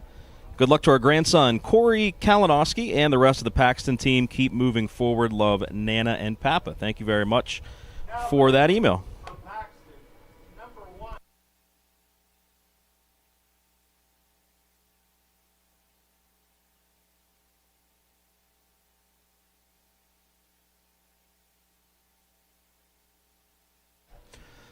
Hey, Maz, I guess we have to give a shout-out to Jay Rabel. I don't know if he's watching right now, but he emailed yesterday. Now, Jay's son, Jamie, played at Seton Hill, and Jay, an awesome guy, he is a Paxton alum, which we didn't know until last night, He says, so despite my love for the Griffs and WSN, pulling for Paxton today. Great job, guys. See you on the hill soon. And, of course, he said it was an awesome bonus to hear the 7-time PSA. I don't think you won it 7 times. Did you, Maz, Coach of the Year? He's giving me way too much credit now. I mean, we can roll with that. Nobody needs to know. Yeah. Yeah, no one's going to fact check that. But thank you, Jay. I don't know if he's watching tonight, but, yeah, just a awesome, awesome guy. He's a Paxton alum. My question is, what position did Jay Rabel play? It's got to be second base or catcher, Yeah, right? that's what I'm thinking, too.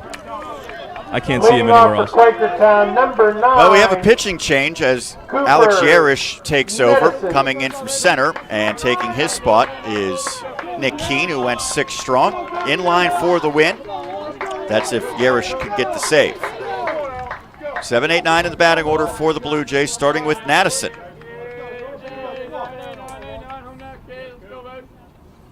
And he smokes that one pitch, and the tying run's on base. Oh. Well, they throw to first. That seems like a Oh, miscalculation. Oh, boy. And now he's going to head to second. And that's one that there's almost no potential for reward. Yeah, that's not how you draw that one up. Aggressive mistake, but not a smart one by the right fielder. I mean, that run is so critical. The tying run, obviously you want to keep out of scoring position. I Now think he batting was number 44, already through the bag. Everett. Good job, Caleb. Let's go. You had 3 people that baseball got by. The first baseman, the pitcher. And the pitcher was And the there catcher. trying to back it up. It's not like he was Yep. out of position necessarily. It just, if it's a particularly I off mean, the line most throw. likely a bunt situation here, right? You're 8 hitter with 2 punch outs. And it is a strike. Well, Yerish is not an easy pitcher, I would imagine, to face, just based on his windup. It's kind of funky. And so I would assume that also means it's probably not that easy to bunt.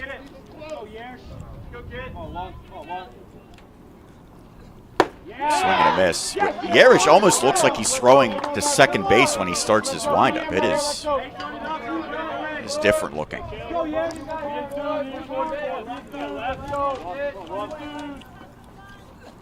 Swing and a miss. And no throw needed because Paul caught it for a big first out. Yerish has 12 innings on the season coming into this tournament with a 1.10 ERA. In those 12 innings, he's only given up 6 hits with 7 walks and 12 punch-outs. Yeah, averaging a strikeout per inning, and he's gotten 1 here already, now facing the number 9 hitter, and that's a big stop by Paul. According to the season stats, this would be his first save of the year. And it would be a big one. Paxton leading 3-2. And that's sprayed foul.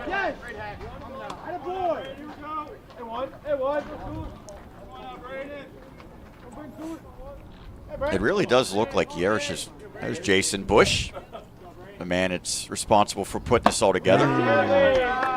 Looks like Yerish is basically looking at Madison in second as he's starting his delivery. Boy, he really hides the ball well. He's got some funky movements, but you don't see the ball until the very last minute. And now that gets away, and there's not going to be a throw. Getting into third base is Madison, and so they couldn't execute the bunt, but the wild pitch accomplishes the same thing. A lot of possibilities here, huh? Many ways to score from third base.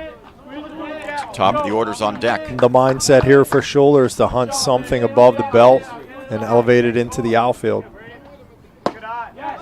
There's a strike. He's got to be aggressive here in hit mode. And so the infield's in here. Yeah, tough decision at third base. Do you see the ball through the infield, or are you moving on contact here? I'm moving on contact. I'm making the defense make a play.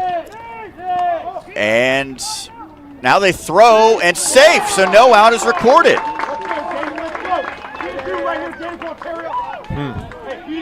I understand you don't want the tying run to score, but that seems like one where you have to get it out. That was actually a decent read, I think, Now by batting number 23, Danny. Madison at third base. He initially broke, probably realized there was no way he was going to score on that, slammed on the brakes, and he was able to get back. Now, oh boy, a lot of strategy involved on both ends here, offensive, defense. That's the go-ahead run. And he is now on the second base, is Schuler. Score that a fielder's choice. Yep. Quakertown had a sacrifice fly last time he stepped to the plate. Another strategic decision. What do you do with the infield here? Looks like they're halfway. And that will bring home the tying run. It might bring the go-ahead run. Schulerno puts the brakes on. Quakertown will get the second. It's a tie game. And the go-ahead run 90 feet away as Quakertown comes up big. You know, I certainly. Next up, number 8, Cole Wright.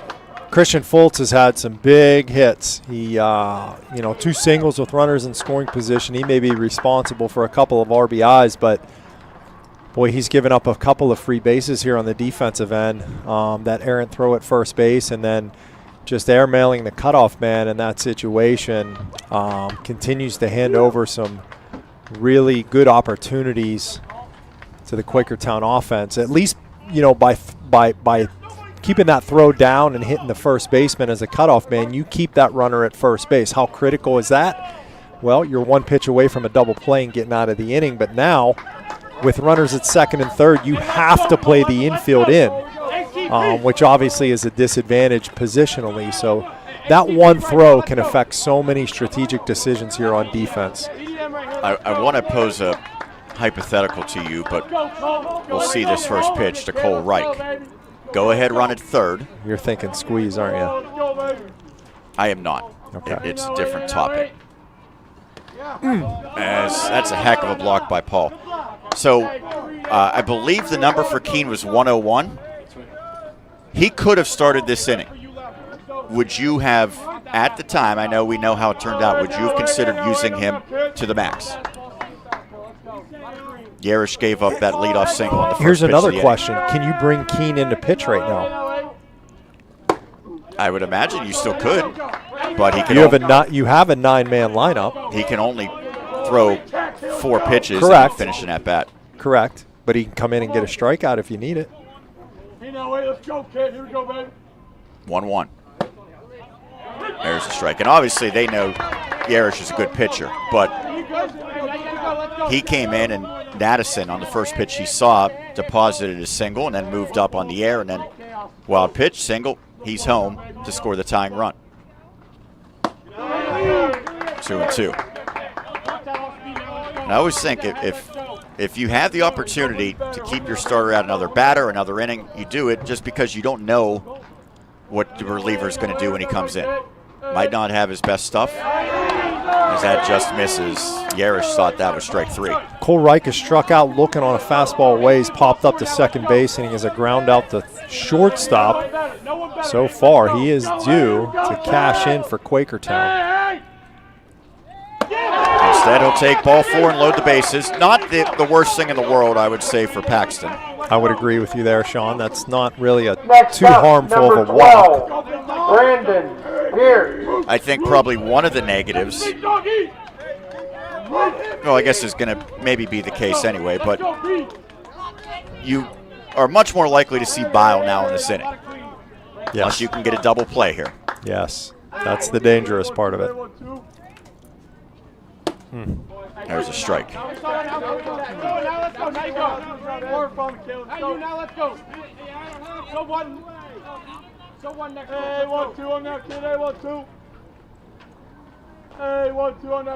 Pierce is 0 for 3.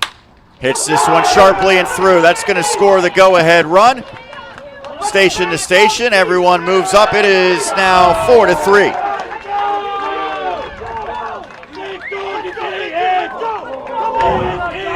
Now batting number 11, Ethan And Bile. so 4 straight batters reach. The game finally rewarded Brandon Pierce. He hit that slider in his last at bat, line out to center field, and it got gloved by the center fielder. And this one finds the 6 hole for a go-ahead run-scoring single for Pierce, and it brings to the plate the most dangerous hitter for Quakertown, Beal. And now he has a 1-0 count and nowhere to put him. There's a strike. Pretty good backup breaking ball by Yarish. The ice cream has arrived.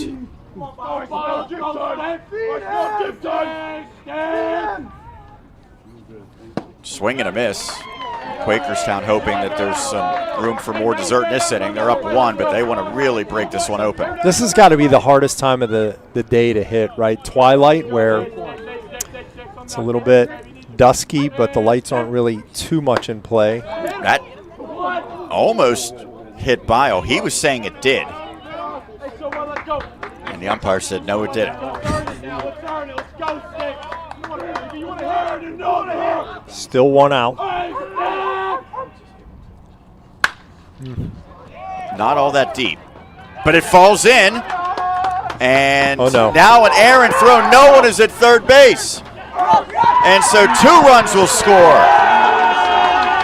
I think it made sense for Long to throw it to third if someone was there, because it would have been a force out, but no one truly was covering the bag. Yeah, I honestly think that Ben Long in left field, he had the right idea to just come up and throw that ball directly to third base, but the third baseman was actually where he should have been as the cutoff to home there. Now batting number 3, Ty Everett. They're stringing things together here, Sean. 1, 2, sandwiched around 1 walk, a strikeout and fielder's choice. Still 1 out with the bases. I'm sorry, runners in second and third now. Yeah, they both moved up on that E7. So it's an RBI single for Bile, and the second runner, Reich, scoring on the E7. All of a sudden, a 4 spot has made it a 6-3 lead, and this has got to be heartbreaking for Keene, who's in line for the win. Everett's reached base twice. He popped up to first base his first at bat, followed by a walk and a single on the ground to center field his last at bat. Here's that play again where no one's at third.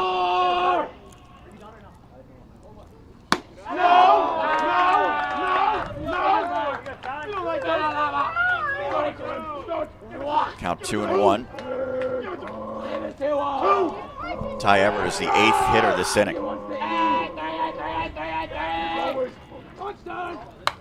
Fouled back. So if Paxton happens to lose this game, who would they play? Well, win or lose, they're playing Charleroi. Okay. And Quakertown knows their opponent as well? Falls. They would be playing Falls, Yes. Okay. And that's to avoid rematches. Right. But obviously the difference is the winner of this one has a loss that they can absorb without costing them the season. As that's going to sneak through, and that might bring home 2 more. 1 run is in to throw to the plate, not in time. And so Pierce scores, Biles scores, and Everett to second on a throw has a 2-run single. It is 8-3.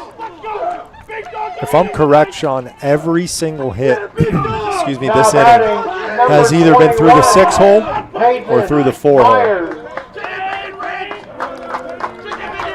We had the Madison single to right. Scholler on that kind of bizarre fielder's choice. Qualteria single to right. Pierce, Bile, and Everett 3 consecutive singles to left. And now the 9th batter of the inning in Myers, and he's plunked. And this is a rough go for Yarish right now. You can see it. Next up, number 9, Cooper Madison. At one point, we had a man on first base with 1 out in this inning, I believe. That is correct. Well, no. Man on second. Yes. I think there was a wild pitch in there. No, it was the, remember the E9 on the throw. Oh, that's correct. Yep. Yep. Man on second, yep. Now you go back to, again, Madison starting this inning with that single and then the throwing error. And that gave all the life that the Blue Jays have needed. So a little bit of stirring over there in the bullpen on both teams. Looks like Adam Reeser is trying to heat up here quickly for Paxton. Right-hander getting loose for Quakertown. I can't quite make out that number of that guy in the pen. As that gets away, wild pitch, and both runners advance.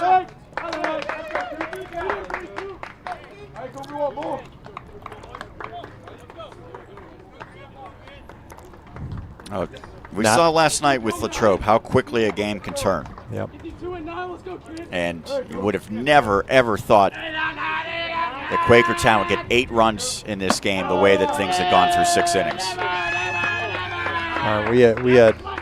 We had boasted a little bit too early about how fantastic of a baseball game this was. Well, if you're Quakertown, it's an even more fantastic game now. Yarish is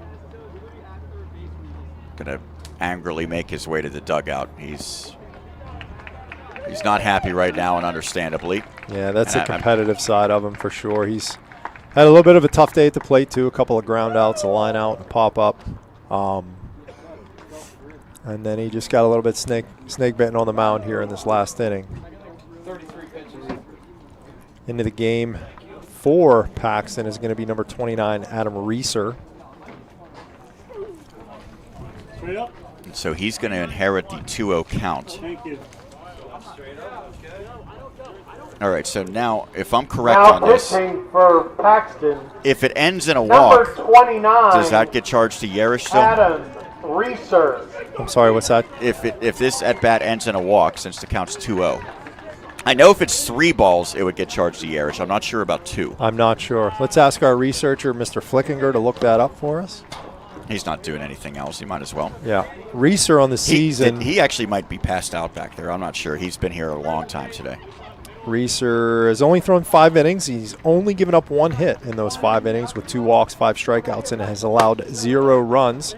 He's got 1 save to his credit on the season. Yeah, I believe if it was 3 balls, then it would certainly be charged to Yarish. Our ice cream's melting. It of is. All innings to bring us ice cream, they bring it to us when they send the tricky 11 people to the plate.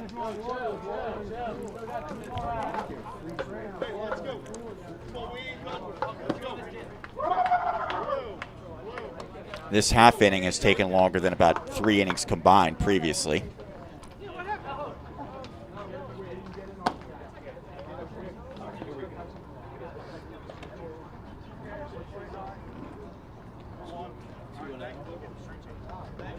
We're getting our rules analyst on this, Mike Pereira.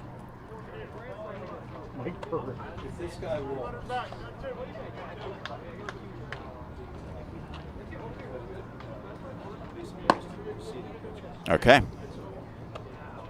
So Yarish will be charged. Can you tell that I'm eating a pretzel right now? You're eating ice cream, so we're both enjoying this pause in the action. It will be charged to Yarish if it ends with a walk.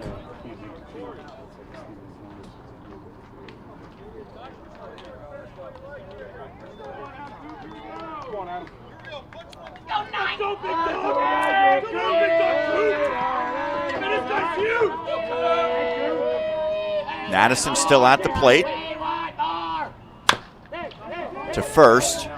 And Doris throws home, and it's in time. And so they get the out at the plate as Everett gunned down.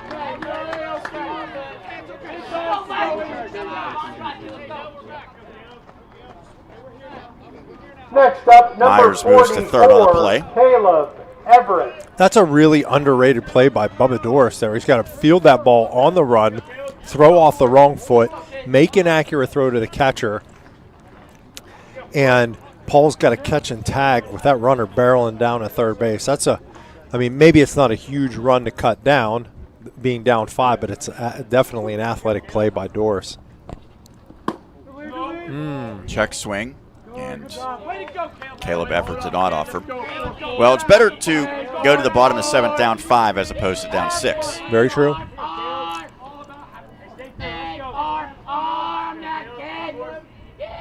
Runner from first goes, and that's in for a strike, and again, they won't throw. That's Madison, who's thrown over 100 pitches in 6 innings and rolled his ankle at first base. He's still playing the game hard, stealing bases in the 7th inning. Love to see that. So it's 1-1. There's a strike. By the way, Madison could come out and face 1 batter. I don't know if that's going to be in the cards, especially considering that he has been on base twice this inning. Yeah, it's a long. That's a long sit after 100 pitches. I think most coaches would just pull the plug on him at this point.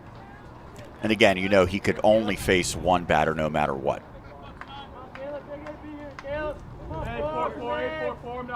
I think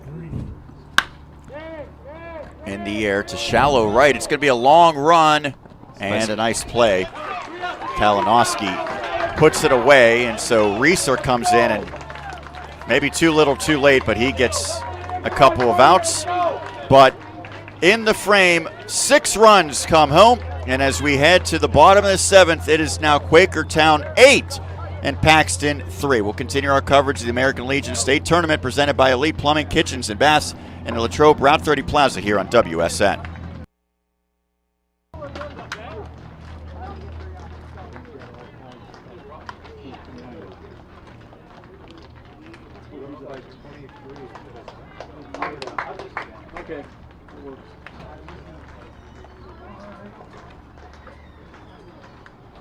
Now pitching for Quakertown, number 23, Danny Qualteria.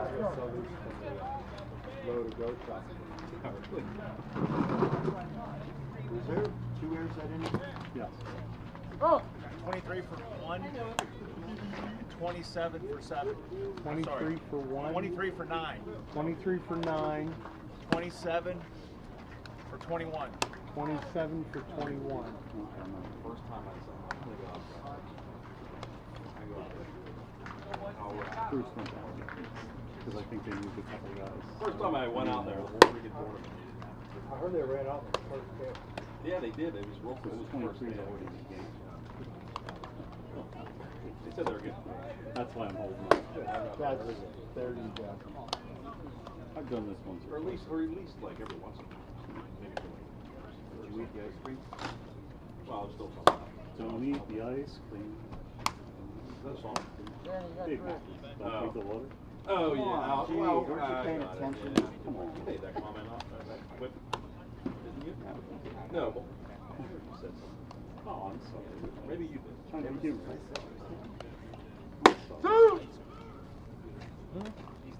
want to call the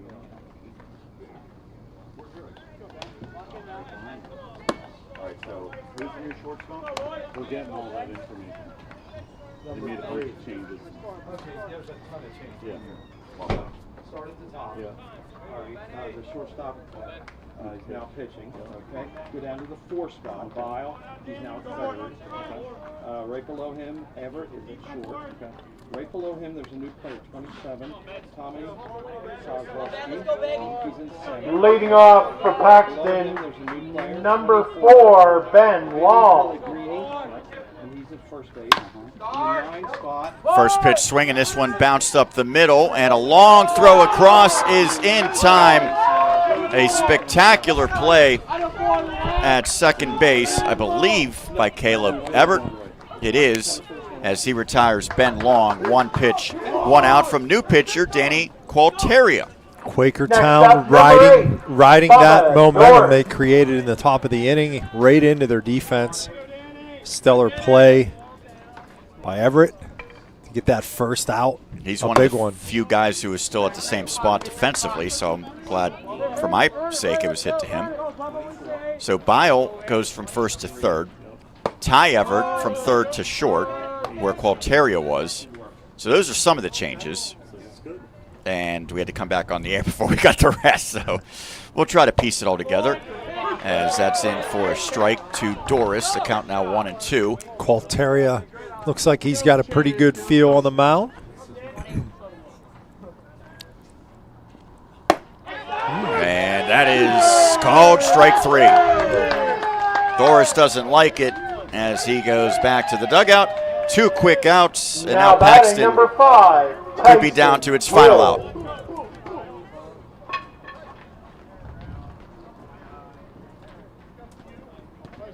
Is that Pellegrini at first? Okay. That's in for a strike. Qualteria is not wasting any time right now.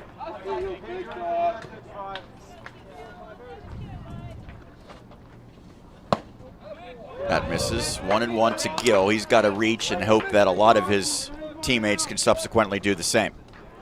Well, if Quakertown holds on today for the victory here, I guess it wouldn't be a shock to too many people to see these two teams face off again at another time during this tournament, perhaps in the final game. But we know Madison and Keene won't be pitching in it.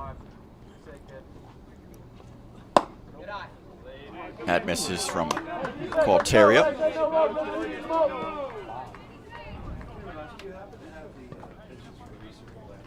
Yes. Give me a second. And ball 4. And so Gill keeps the game going as he draws the 2-out walk.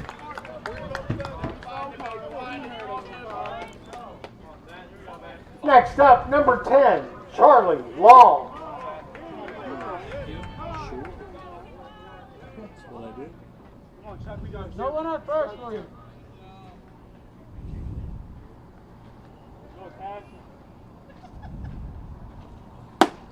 That misses. Come on, let's go.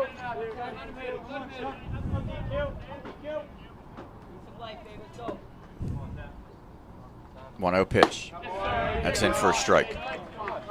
Well, the only objective for Long is to reach base safely. Anything beyond that would be a bonus. All that he's really worried about is keeping this game going for the next hitter. As the runner goes, it's in for a strike. And the count now is 1-2 as Gill gets the second.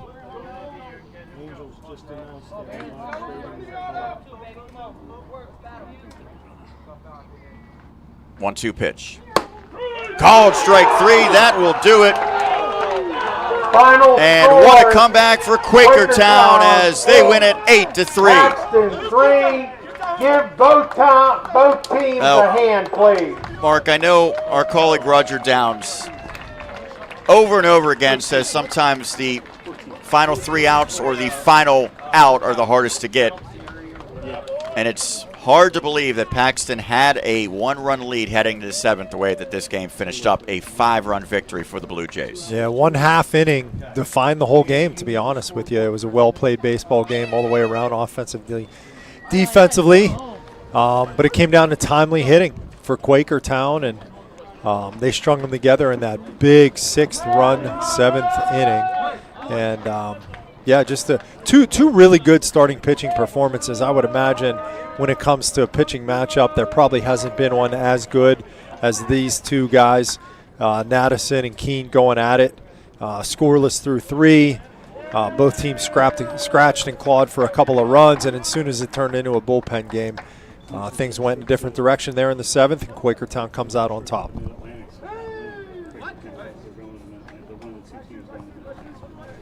We're hearing that Quakertown has secured a spot in the Mid-Atlantic tournament, courtesy of that victory as well. So that's a big one for the Blue Jays, and they now the lone undefeated team in this tournament. Now, it is a double elimination, so it does not guarantee them anything, but they are in a really good spot. Paxton suffers its first loss. We know both these teams will be in action tomorrow. Quakertown against Falls, Paxton against Charleroi. And for Paxton, the toughest thing now is to try to wash this one away and to turn their focus back to winning what would then, I believe, have to be potentially 2 to 3 consecutive games from here on out.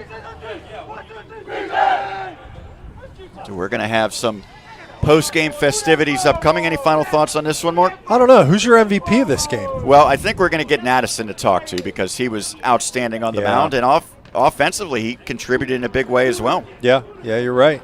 He's got to be the guy. I mean, it's hard to go against Bile as well with what he did, but we already talked to him, and he didn't pitch in this one. It was Nattison who really kept the opposition off guard. And as you mentioned, the most impressive thing is that battling through what appeared to be an injury, he kept playing hard even in the 7th inning of this one, and that, I think, maybe set a tone for exactly the perseverance that his team as a whole showed. Yeah, and that Paxton lineup they've showed in this tournament that they're dangerous. They've got a little bit of speed, a little bit of power. They've had great at-bats. They don't strike out much. They run the bases. They do a lot of things that is that makes them really hard to neutralize, and Nattison did a great job. 3 scoreless at the beginning. He minimized the damage in the middle and got it to the 7, got through the 6, handed it off to Qualteri, and he slammed the door for a big victory for Quakertown. Yeah, and I guess they made the right decision to bring Qualteri in from the start. On the other side, you feel for Keene because he was outstanding. Maybe could have came out to start the 7th. He didn't. We don't know how it would have worked if he did.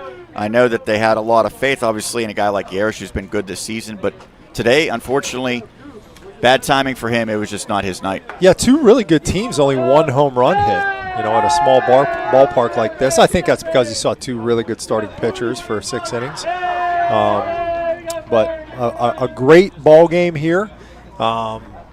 It's exactly what you would expect for the winner's bracket championship game. And now Paxton, and they certainly have the ability to do so, they've got to fight their way back through the loser's bracket and hopefully end up with a rematch again against Quakertown at some point.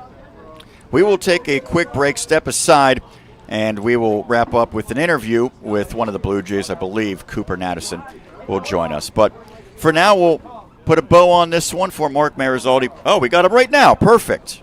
Quicker than I expected.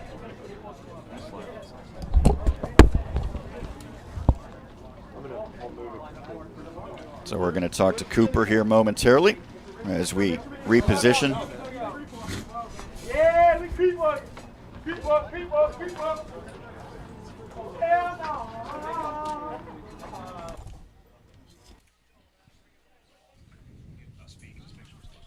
All right, yep. There's at least 7,000 people watching right now. Really? The pressure is on. Well, there might be. Pretty good guess. 6,500.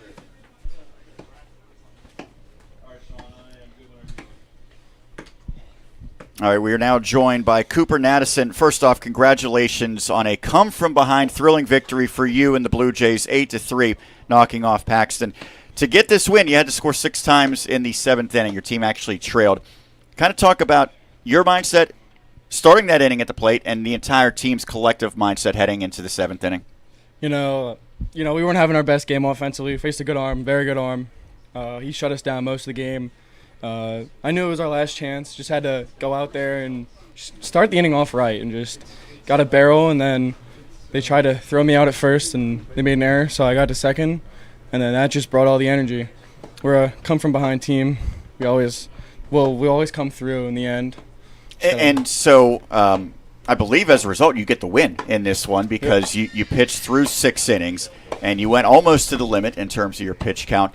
It seemed as though you were cruising. I know you had a little stumble at first and thought maybe that would potentially slow you down with an ankle or whatever, but you found a way to come back, finish that rough 5th inning, come out, pitch well in the 6th, and then continue to run the bases hard and come up with offensive plays throughout. How did you kind of battle through the physical adversity that went with this game for you?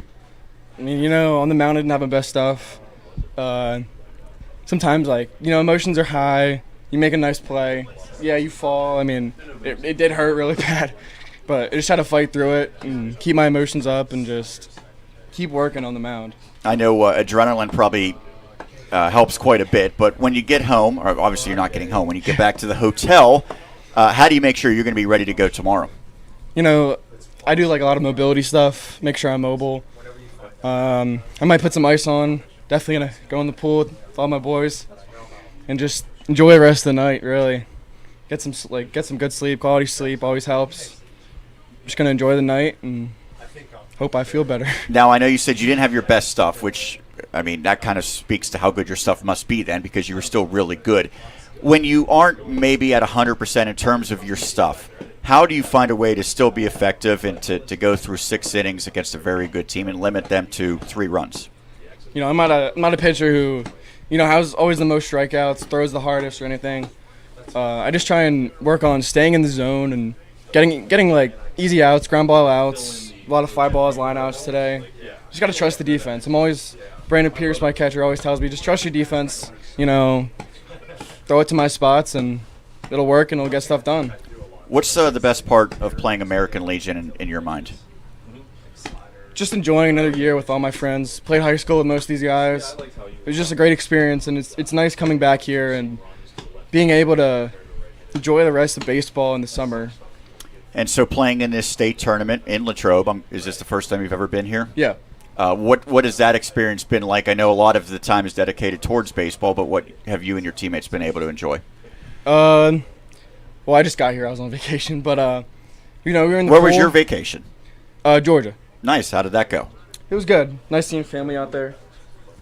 And me and the boys were just in the pool today. Cool off.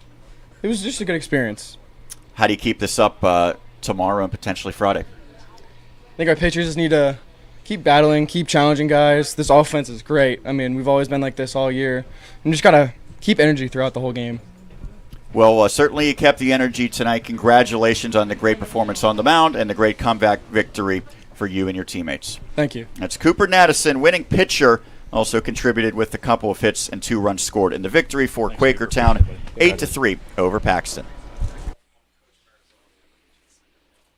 And so with that one, we will put a bow on day number 3 of this state tournament here at Rosa-Oglietti Park on the border of Latrobe and Derry. A great day of baseball.